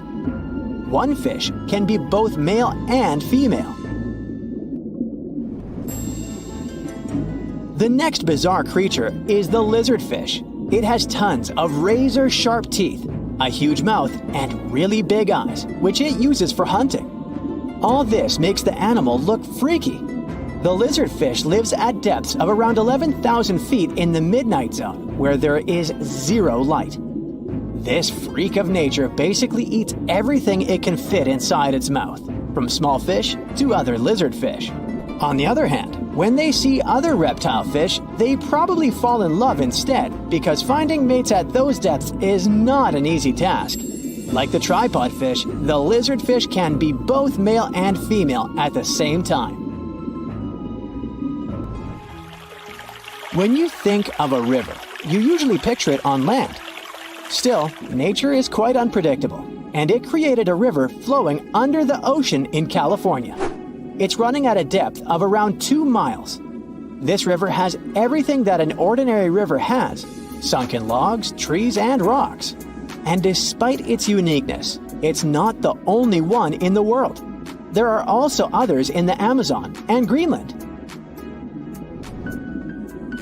A terrifying creature was discovered near Angola's coast by a remote operating vehicle. It looks like it doesn't have a head or a body. It was sitting at a depth of around 4,350 feet below the surface. After doing research, scientists concluded it wasn't anything from a sci-fi movie. It was just a cluster of siphonophores stuck together. In 2015, some random guy was diving in Caesarea, and something shiny caught his eye. He reached out, grabbed it, and realized it was a gold coin. After that, he examined the bottom and found out that there were many more. He reported the incident to the local authorities, and they concluded that he had found Arabic treasure. The coins were made of solid 24-karat gold and were a few thousand years old, but due to the perfect salinity and temperature, they looked brand new. The coins belonged to a ship carrying cargo. It was caught up in a storm and unfortunately sank. One of the weirdest things ever discovered was found in the Baltic Sea.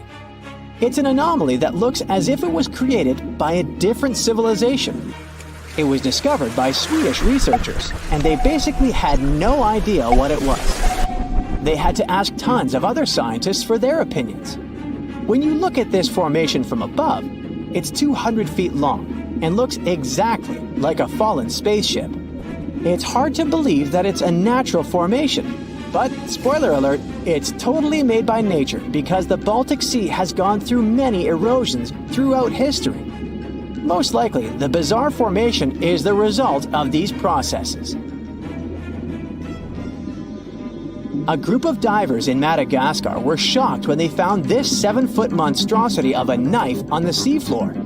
The speculation started immediately, and many said that the knife was from some giants that had fought megalodons and lived on Earth thousands and thousands of years ago. That could make a nice story, but the knife is most likely a movie prop that was lost at sea. One of the ocean's most bizarre animals is the frilled shark. It's believed that this fish is the reason for all those sea serpent stories that sea explorers of the past wrote about. These animals live pretty deep in the ocean, but sometimes they can be seen in shallow waters. It's super rare, but possible. The frilled shark has a big mouth sporting around 300 teeth. It also has a long body that looks like a lizard's, and it is truly a unique species of shark. Its prey can be half of its size because this shark's stomach is like that of a snake, and it can swallow huge fish or crustaceans. Spotting a few worms in your garden is no big deal, but after seeing a 26-foot long one in the ocean, you will make your wetsuit a little wetter. This worm is super rare, and it's completely harmless to humans. It's actually not a giant worm. It's a cluster of zooids that are stuck together in a worm-shaped formation. They usually only eat plankton, bacteria, and other tiny things that can be found in the ocean. Probably the scariest thing in the ocean that is 100% real is the magna pinna, which can be found at crazy depths of 20,000 feet below the surface. This monster looks like an underwater Slender Man, but it's just a squid with really long tentacles that can reach a terrifying size of 8 feet. This guy has only been seen a few times, and basically, we don't know much about this creature so far. Oh wow, there's a hole in the bottom of the ocean! It seems that the ocean has a leak, but it's not like a leak you would expect, where water is flowing out. It's more like a spring since water is flowing in, not out. This unique leak is something we know as Pythia's oasis. A grad student was the one who accidentally discovered it. He noticed bubbles that were rising to the surface. Normally, bubbles in the ocean tell us there might be some hydrothermal vents, which are hotspots for some pretty cool things. These vents are actually like hot springs on the seafloor, but instead of bubbling with warm water, they release a fluid that has been superheated in the crust of our planet. When seawater seeps into these cracks and travels deep into the crust, it comes into contact with the extremely hot mantle. This heats seawater to very high temperatures, and as it moves back up towards the surface, it carries dissolved gases and minerals.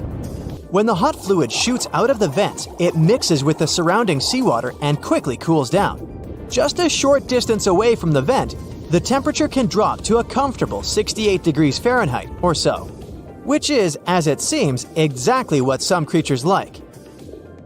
And there are some real weirdos living down there in the darkness, like ghostly fish, giant red-tipped tube worms, and a unique type of shrimp with eyes on their back.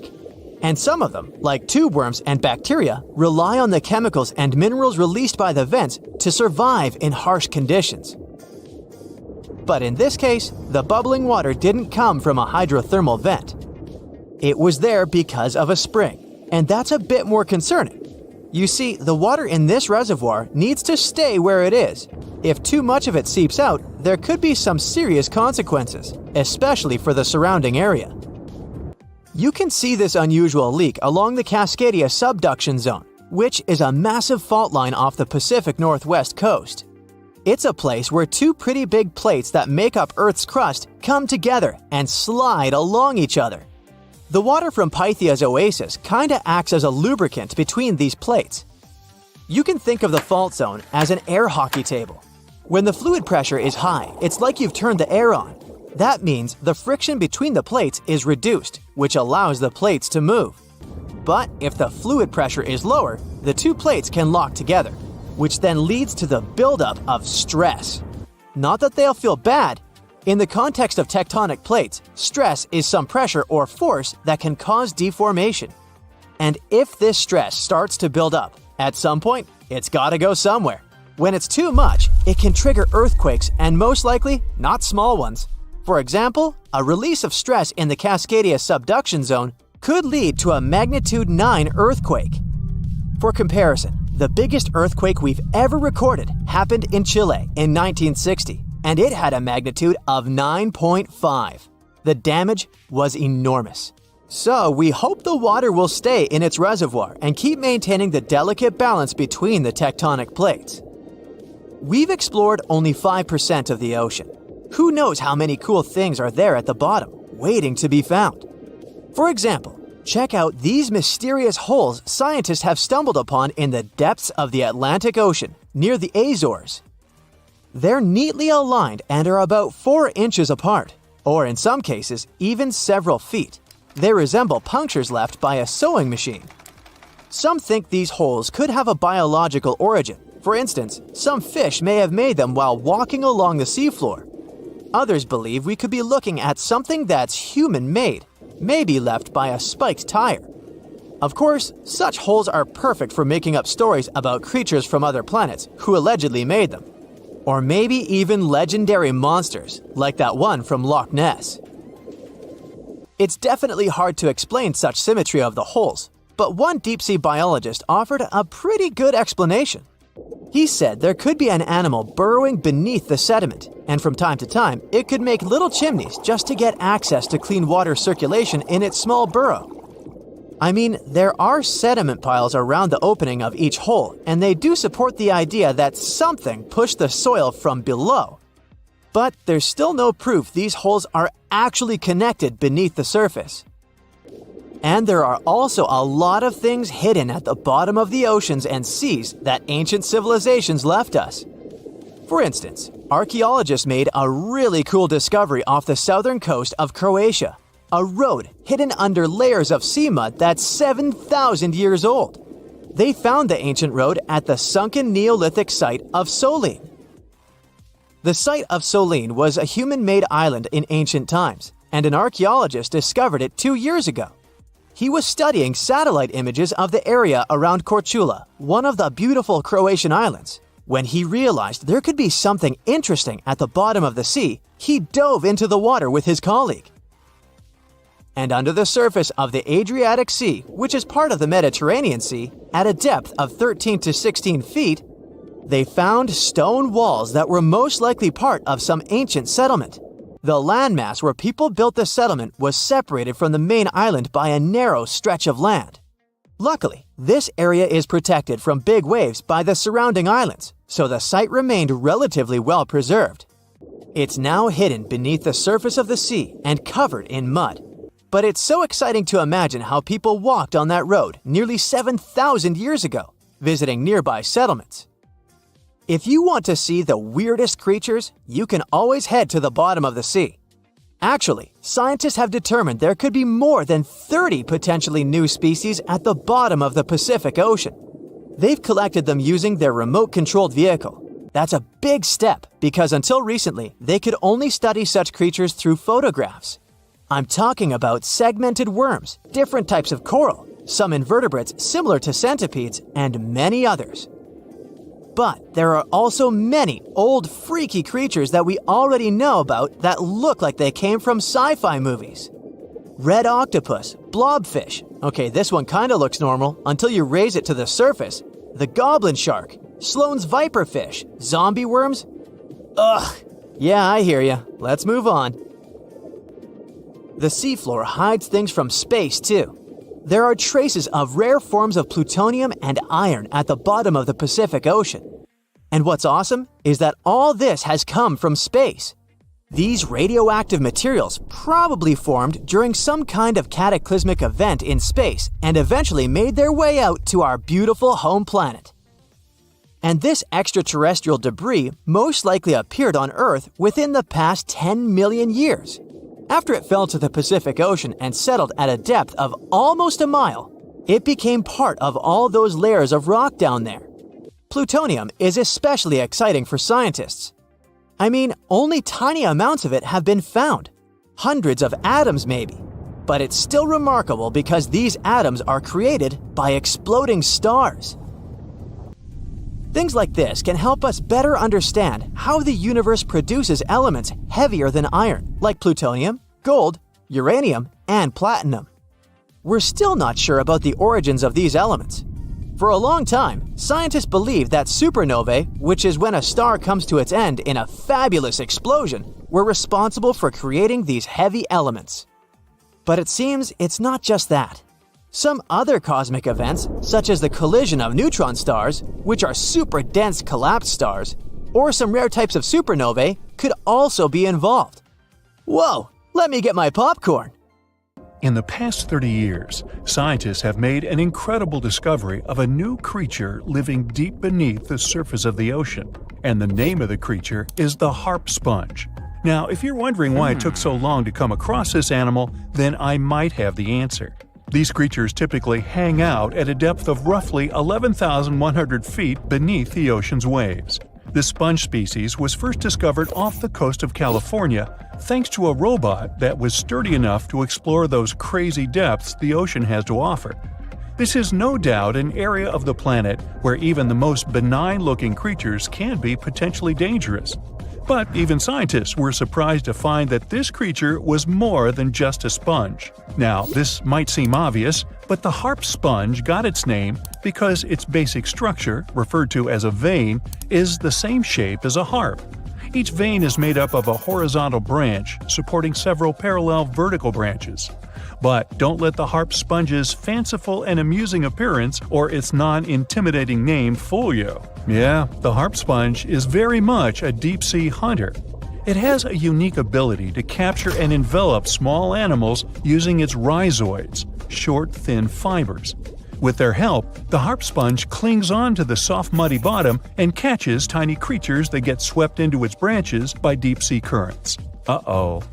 Other sponge creatures often feed by pulling bacteria and bits of organic matter from the seawater and filtering them through their bodies. But not our harp sponge. Instead, it snatches its future meal with minuscule barbed hooks that cover each of the harp sponge's branches.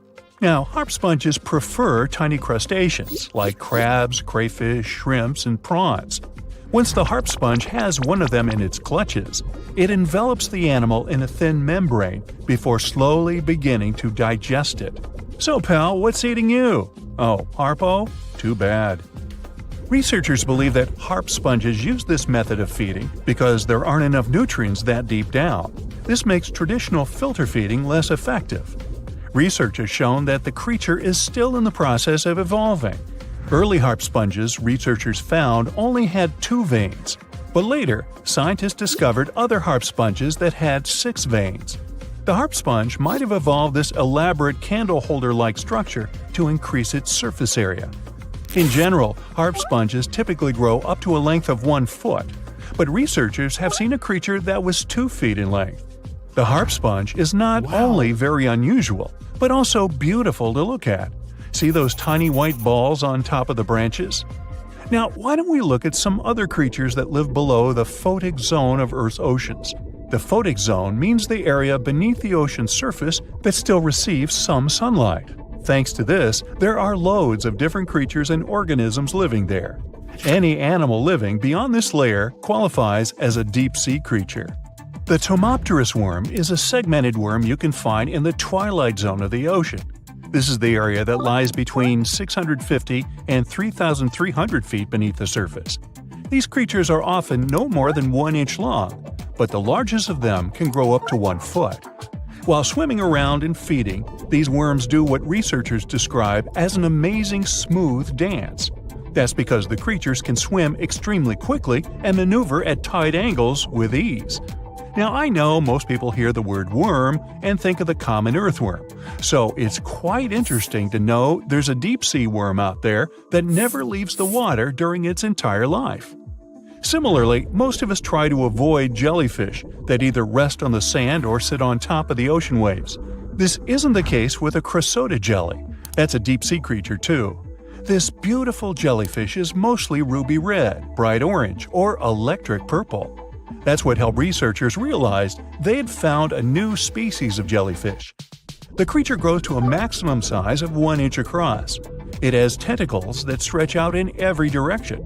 Now, if you come close to this jellyfish, it'll pull all these tentacles in toward its body before rapidly swimming away to avoid danger.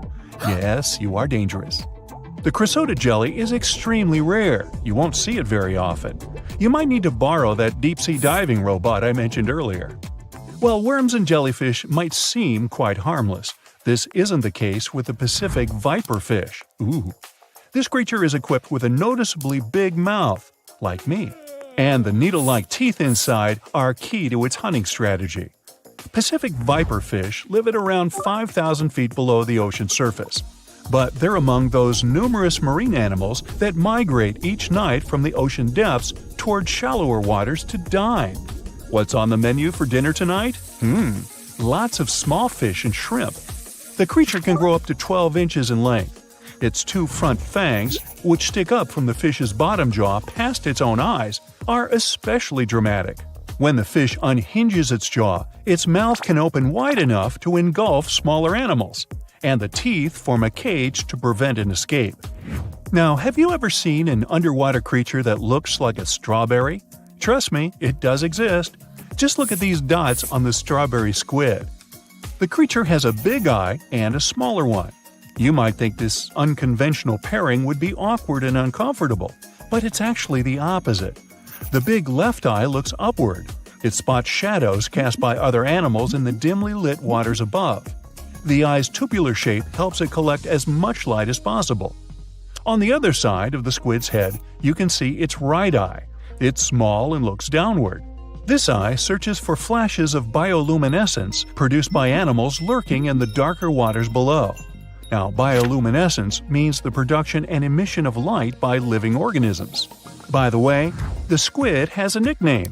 And no, it's not Squiggy, although that's a great one. It's known as the cockeyed squid. This is simply due to the remarkable difference in size between its 2 eyes. I think I like Squiggy better, and so it goes. Since light doesn't reach the deep sea, the strawberry squid's body actually looks black. This helps the creature hide from enemies, such as sharks and dolphins. In general, the strawberry squid grows to a length of 5 inches. It typically lives around 3,000 feet below the surface, but floats to shallower waters at night. Now, the feather star is a marine creature without a backbone, but with feather-like arms that radiate from the center of its body. These creatures first appeared around 200 million years ago. Related to sea stars, they look like a flower, but if you approach them, they'll quickly swim away.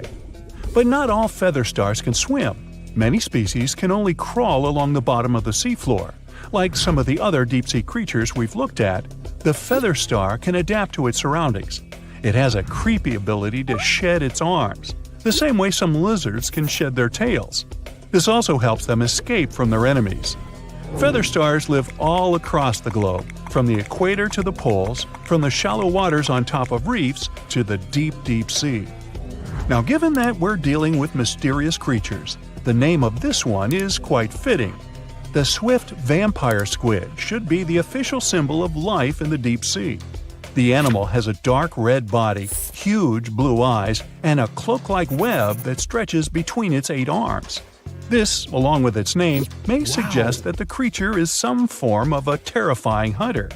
In reality, though, the vampire squid is a soft-bodied, timid creature, about the size, shape, and color of a football. It grows to roughly 12 inches in length and lives 3,000 feet below the waves.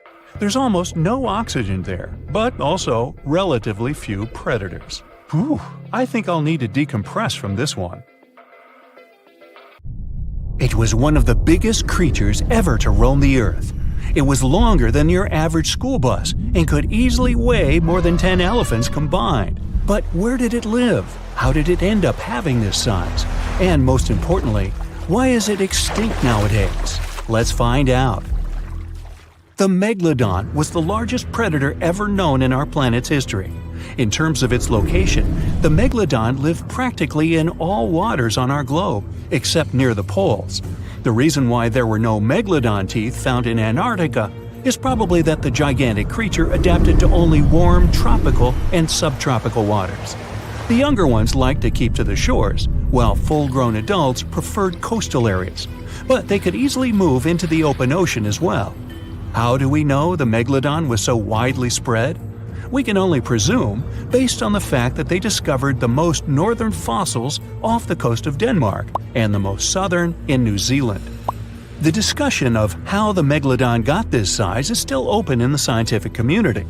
They recently found out that not all the specimens from this fascinating species reach the same huge size.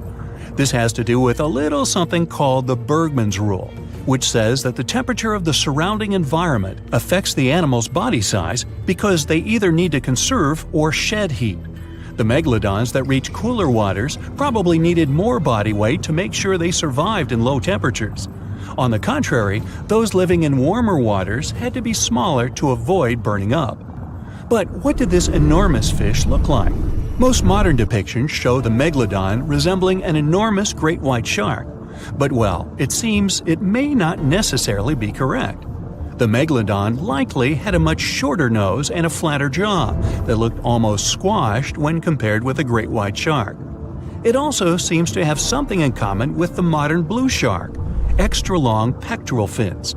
They needed these to support their weight and size while navigating the planet's waters. Lastly, the lady megalodons, seem to have been about twice as large as the gentlemen.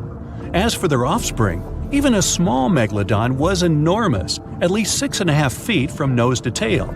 How do we know that?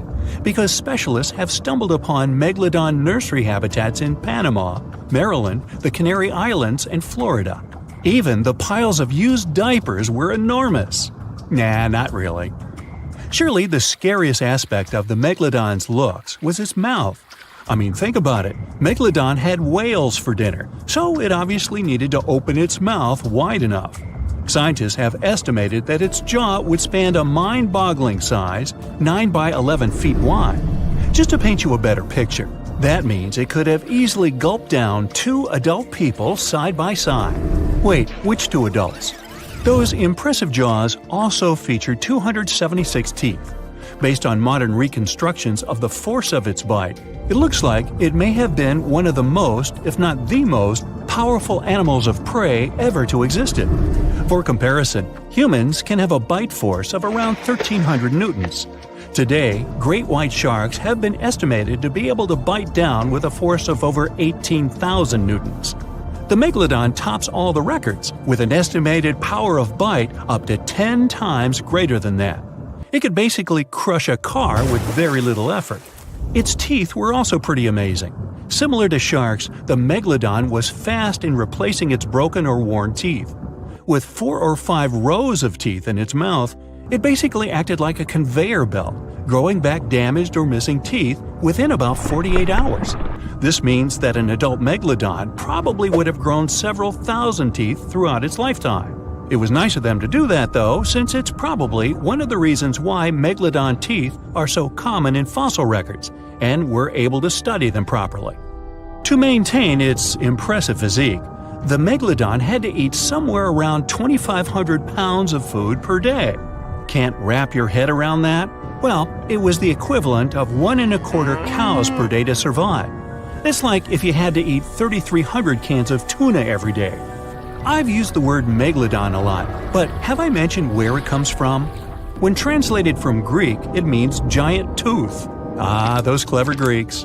However, this giant shark's full scientific name is a bit more complicated: Carcharocles megalodon. But are these gigantic predators actually extinct? We tend to believe so, but let's be honest for a second. We've come to know more about the surface of Mars than the depths of our oceans. Like, we've only explored 15% of our oceans altogether. Who knows what may be lying out there in the deep? Maybe some ancient predators? The Mariana Trench is the deepest oceanic trench on Earth. The Challenger Deep, its deepest part, is so deep that you could dip the whole of Mount Everest in there and it would still be over a mile above the surface. That's deep.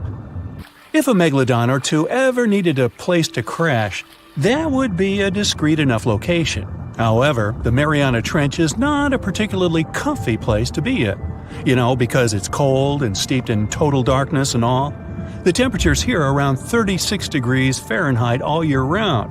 And to top it all off, the pressure is 1,000 times stronger than at sea level.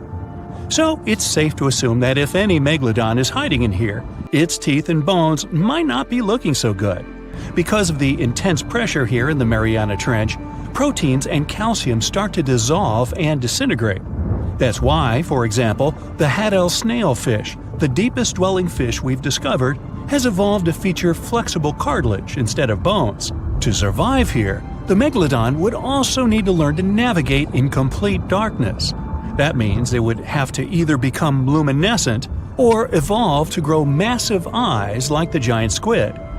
While it may sound like an intriguing and good idea for a movie script, most scientists don't think it's possible. Why? Well, most of them say it's because of the megalodon's size. Most foods that megalodons like to eat live in shallow ocean areas and not in the deep, deep sea. Specialists believe that if these animals were actually still roaming our waters, there's no way we wouldn't know about it. They would need to come up for dinner every now and then, right? Their food is also the most likely cause of why the megalodon is not alive anymore.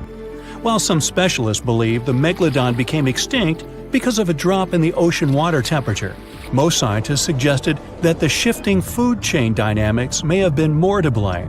Why? Because at some point, there was less and less of its primary food source, baleen whales, and at the same time, the numbers of its natural competitors, like smaller predatory sharks like the great white shark and whales, increased. The megalodon did live on this planet a lot more than we did, and way back when we didn't even exist yet. They were here for nearly 70 times longer than we, modern humans, have, inhabiting the oceans for around 20 million years. Homo sapiens appeared around 300,000 years ago.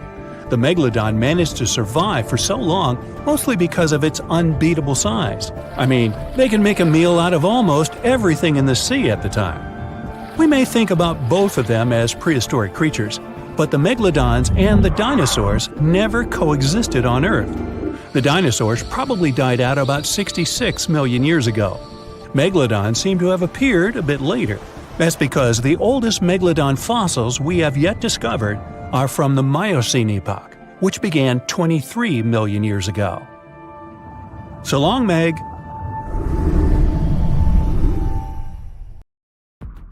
What's the scariest predator under the ocean? The crocodile? I don't think so. Loch Ness Monster? Please, it never existed. How about the Kronosaurus? Well, it is extinct, but you might be onto something. Let's take a look at what it'd be like if these creatures were still around today. First things first, what on earth was it? The Kronosaurus was a marine carnivore that lived in the cool, high-latitude Eromanga Sea. It covered vast areas of inland Australia between 90 and 120 million years ago, during the early Cretaceous period. Near-complete fossils of the creature were also found near Colombia, which is a country that has a noted connection to prehistoric reptiles and turtles. This fact makes it extremely possible that the monster I'm about to describe existed worldwide. You might have heard saurus and thought, oh, it's a dinosaur. But these were actually reptiles. They were the largest member of the Pleosauroidea family, referred to as plesiosaurs. Fossil evidence suggests they weighed over 20,000 pounds and were roughly 30 feet in length. Just to put that in perspective, the longest crocodile ever measured was a saltwater crocodile by the name of Lolong from the Philippines. It was 20 feet in length and weighed just under 2,500 pounds. And that's still 10 feet shorter and incredibly lighter than the average Kronosaurus, making the crocodile seem like nothing more than a glorified goldfish in comparison. Despite its terrifying length, the most physically daunting feature of the Kronosaurus was its head. Its skull was about 8 feet long, which was actually proportionally large given the size of its body length.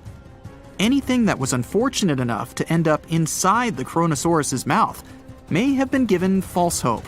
After all, the teeth of the beast weren't actually that sharp. On second thought, I take that back. I wouldn't feel confident around a toothless snake, let alone being inside the mouth of this monster. But it's true that the Kronosaurus's teeth weren't sharp, especially when compared to other carnivorous reptiles, such as crocodiles and alligators.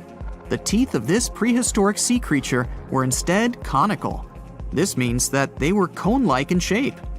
Unfortunately, this lack of sharpness didn't make them less dangerous. The teeth were enormous and could be up to 12 inches long from the crown tips to the bottom of the roots. This obviously meant that the Kronosaurus had an extremely powerful bite. It was estimated to be up to 30,000 newtons, which is almost twice as powerful as the bite of a large saltwater crocodile. Because of the bluntness of their teeth, they weren't suited for twisting their prey once in their grasp, but the size and shape of the teeth made them perfect for simple open and shut biting. They would have had no problem crushing hard objects such as the toughest of shells any sea turtle could offer. Just like crocodiles, the Kronosaurus is believed to have had a short neck. This may have been an adaptation to allow the beast to successfully catch small evasive animals. Their body, in general, was fusiform and streamlined. This means it was narrowed at both ends and had very little resistance to the flow of water. The Kronosaurus was also equipped with 4 paddle-like limbs. The hind limbs were larger than the front ones. They could span approximately 7 feet in diameter.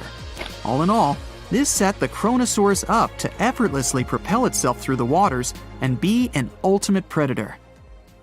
Predator X, if you will?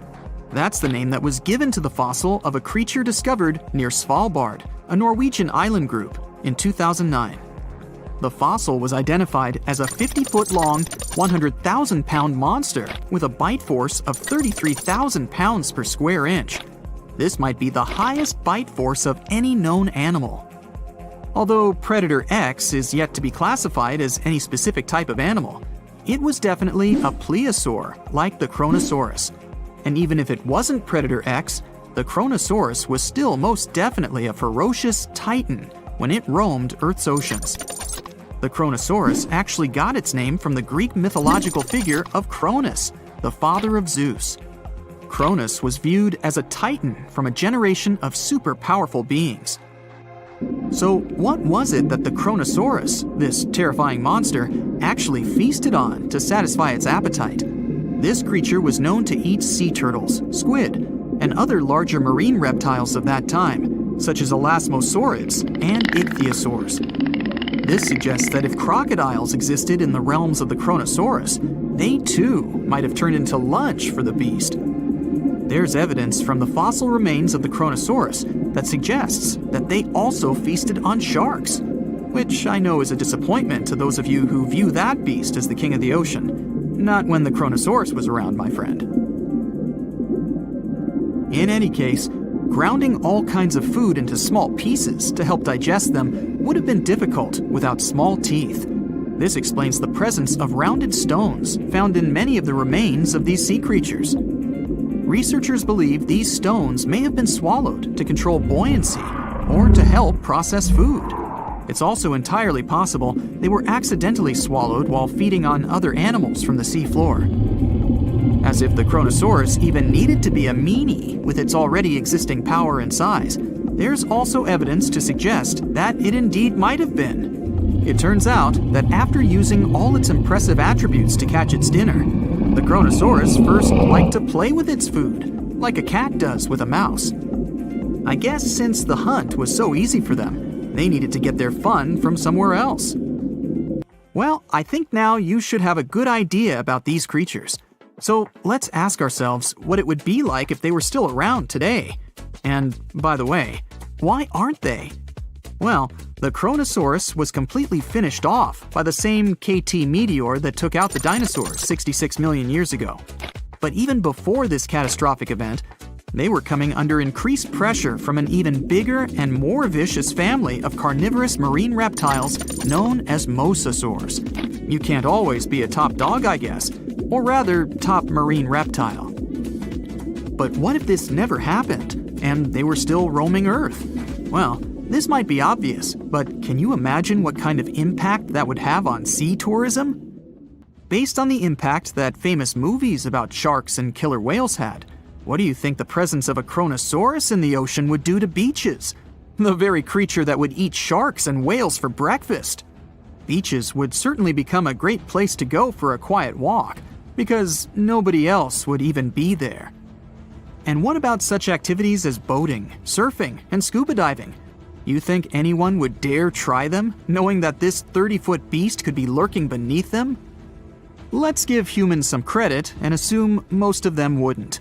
This would cripple the global sea tourism industry, which is responsible for earning roughly $143 billion every year. Just to make sure this shocking point hits home, the most expensive yacht to ever roam the ocean was called the History Supreme.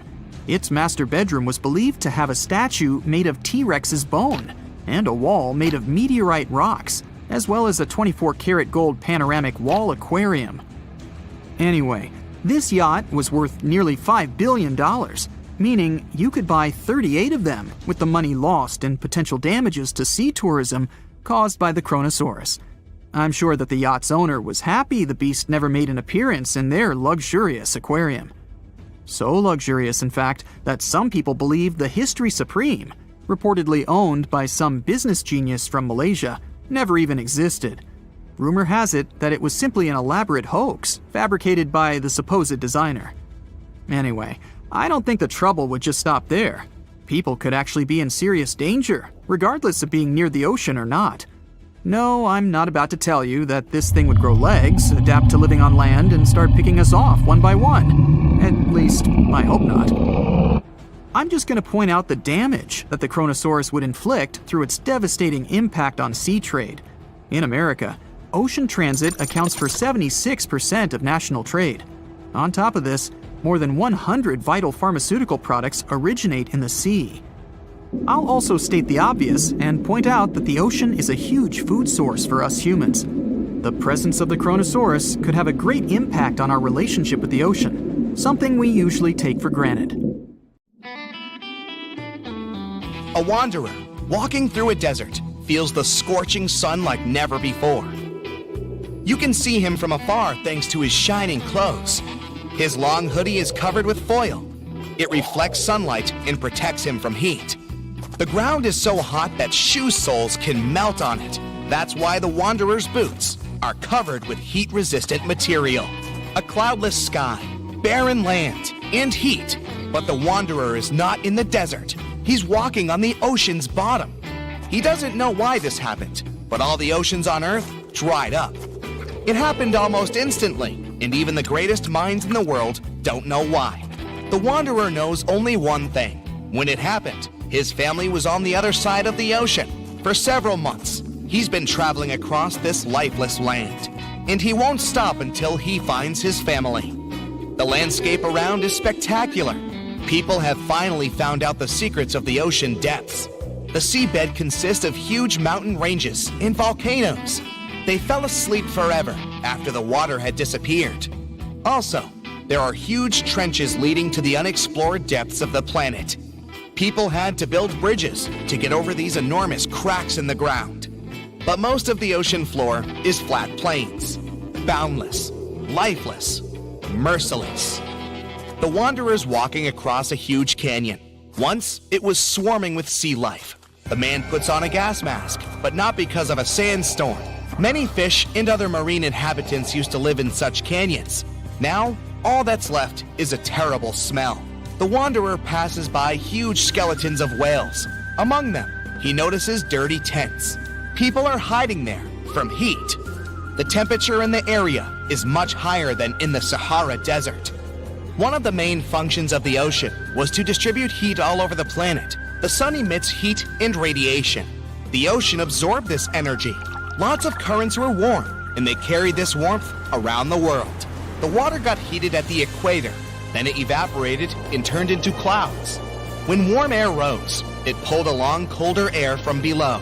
This allowed the energy to be evenly distributed. In simple words, the ocean cooled hot places and brought warmth to cold ones. Now there's none of this. Every day the sun burns the equator and dries up the rest of the planet. The wanderer doesn't come close to the tents. He is carrying the most valuable treasure in the world and doesn't want people to notice him. The inhabitants of Earth are just trying to survive, and many have forgotten about such a thing as morality. Fortunately, the wanderer still remembers. The thoughts of the family help him remain a good person. Sometimes it complicates his life. Like now, for example. In the distance, he sees a young girl. She doesn't look well. There's no one around, and the wanderer decides to help her. Out of his backpack, he pulls a thing worth more than all the gold on the planet, a bottle of water. The girl takes a few sips, but instead of thanking the wanderer, she starts screaming. It's a trap! Her accomplices appear from different sides. Looters. They're gonna take everything. The wanderer runs away. He hasn't eaten for several days, and his strength is leaving him. He won't be able to keep going much longer. The marauders are closing in on him. The wanderer throws the bottle aside. His pursuers rush to the water like crazy. They forget about the man and fight one another for the bottle. The chances of the wanderer's survival have greatly decreased. He could make this bottle last at least several days. Plus, he's also lost a lot of fluid because of running. In the beginning, there was no panic because of a lack of water. The ocean dried up, but its waters were salty anyway. People still had seas, lakes, and rivers. But the problem was that the ocean was feeding them. When the ocean water evaporated, it formed clouds. These clouds moved all over the world and enriched lakes and rivers with rain. Now, there are almost no clouds. The sun started heating Earth much more. Lakes and seas dried up alarmingly quickly. At that moment, real chaos began. The sun is going down on the horizon. Sunset is near. It's not so hot anymore. The exhausted wanderer continues walking. In the distance, he notices something that makes him stop, take out a small shovel, and start digging quickly. There's no shelter around, just a flat plain. The wanderer speeds up, otherwise it might be too late. The pit is finally ready. The man jumps down and covers his head with a cloak. A few seconds later, a strong ash storm passes through the entire plain. The smallest particles of ash can penetrate through clothes and get into the lungs. The wind is so strong that it can knock anyone down. When the oceans dried up, the sun began to burn the surface of the planet. This led to massive forest fires. The flames destroyed almost all the trees. Huge clouds of carbon dioxide and ash formed. Driven by the wind, they travel the world and poison everything around. The wanderer is sitting in the pit while a terrible hurricane is sweeping over his head. He thinks of his family and slowly falls asleep. Cold wakes him up. Frosty air chills him to the bone. So it's night now. The wanderer climbs out of the pit and finds himself under bright stars. As soon as the water dried up, almost all clouds disappeared. Factories stopped working. Cars no longer emitted carbon dioxide. Thanks to this, comets and the most distant stars can be seen in the sky. The wanderer has seen them 1,000 times, but he's still not used to the breathtaking picture. It's like he's looking at the sky through a telescope. An icy gust of wind brings the wanderer back to reality. He won't survive the night if he doesn't find a warmer place. Before, nights were warmer thanks to the energy of the ocean.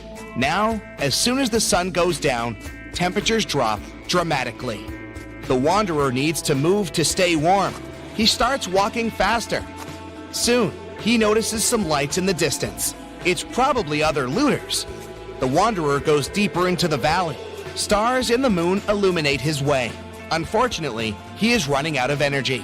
He pulls a protein bar out of his pocket, but he needs at least a bit of water to eat it. To digest food, your body needs liquid. If the wanderer eats the bar, he'll only get thirstier. He can't walk and falls to the ground.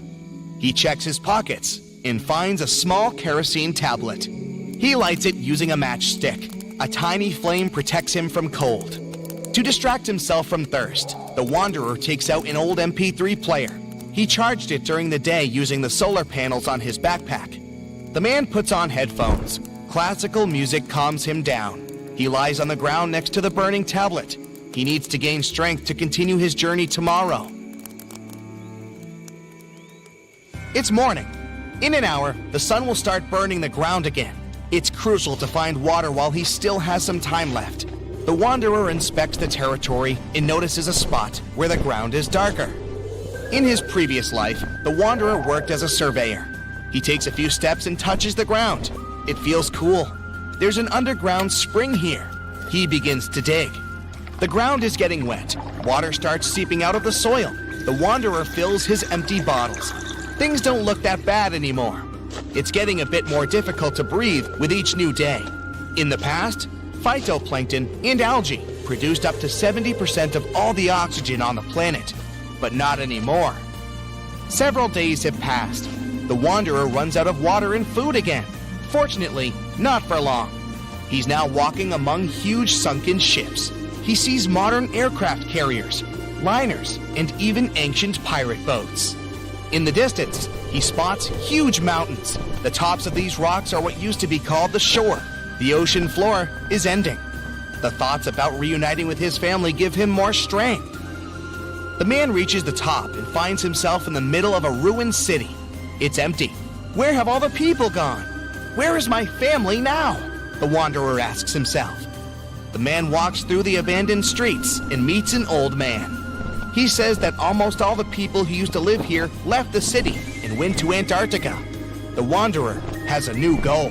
He's going to get to the icy mainland no matter what. He will find his family.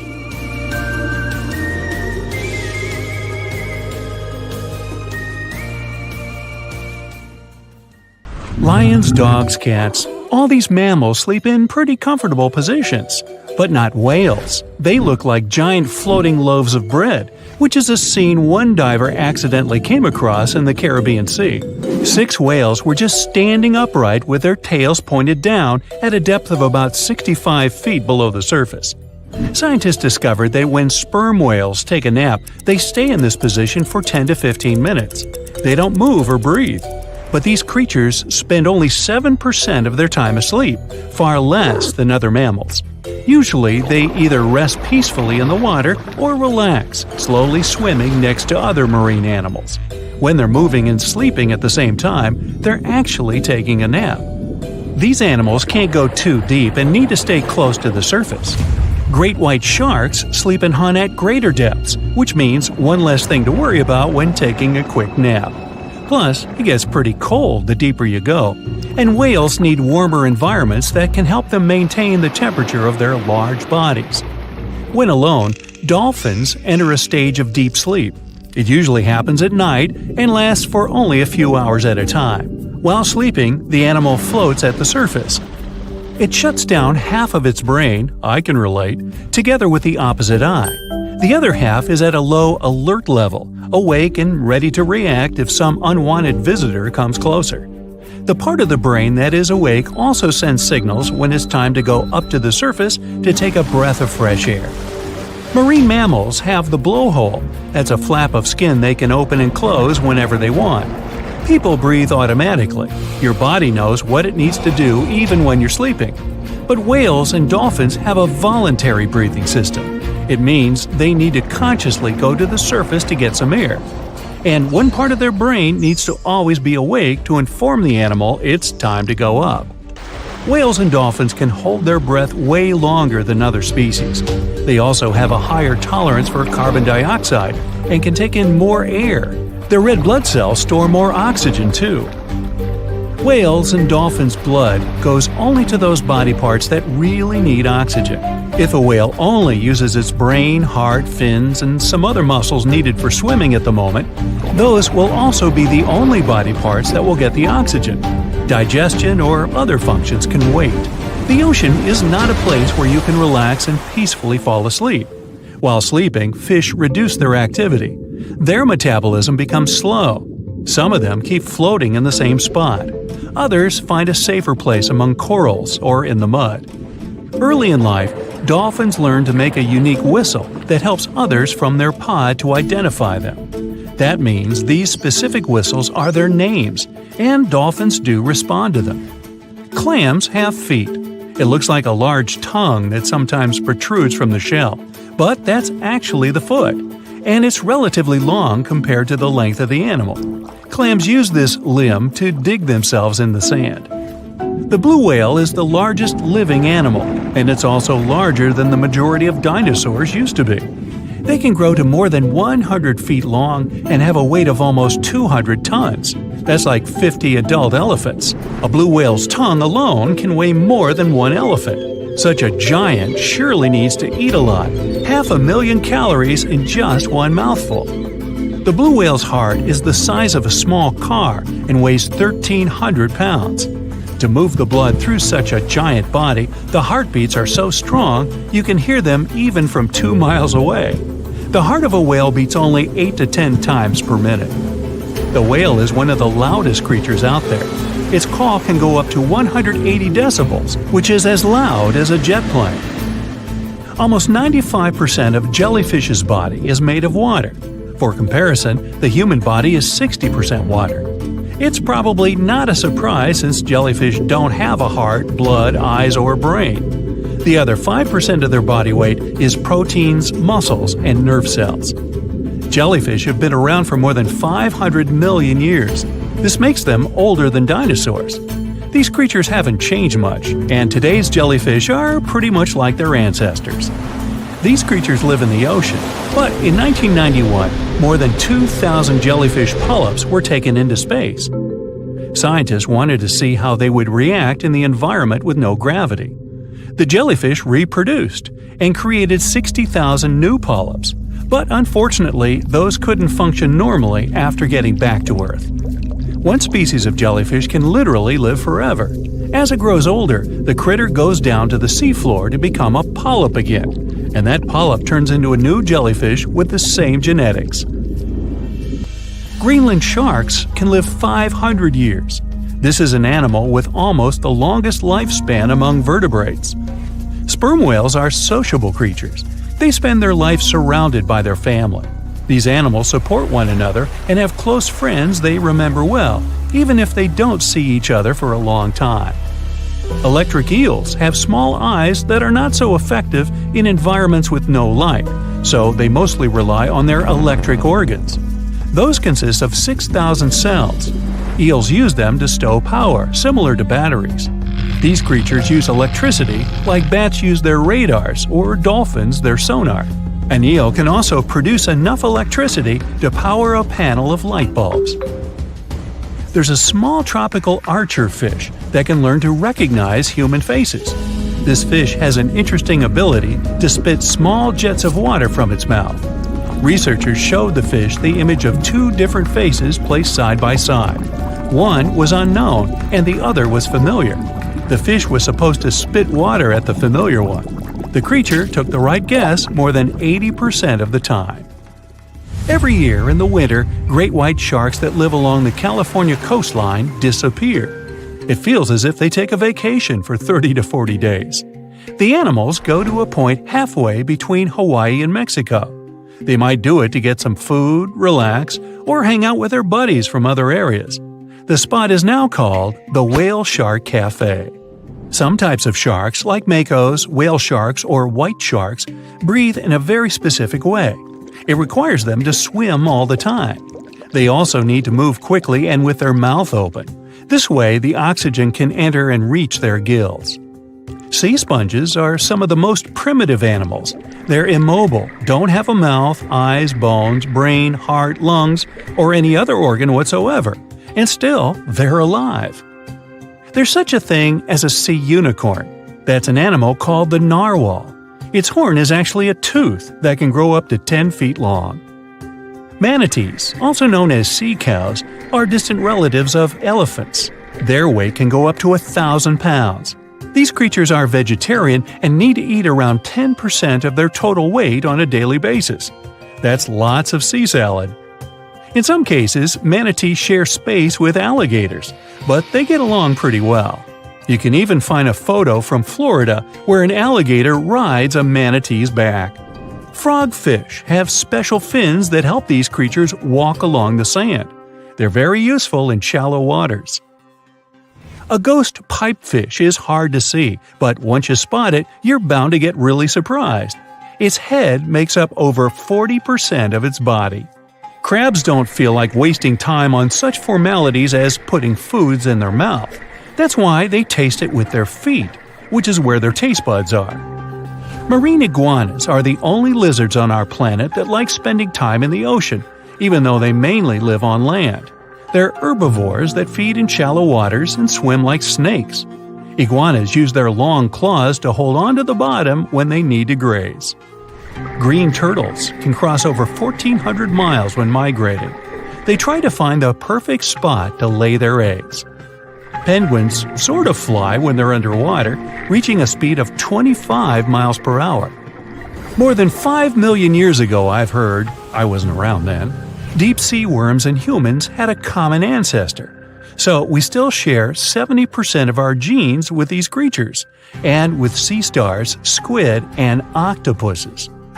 The ocean covers over 70% of our planet, and over 80% of it is unexplored. More than 1 million species live there. But there are not only animals, 3 million shipwrecks are lying all over the ocean floor, hiding mysterious stories. Many of them are yet to be discovered.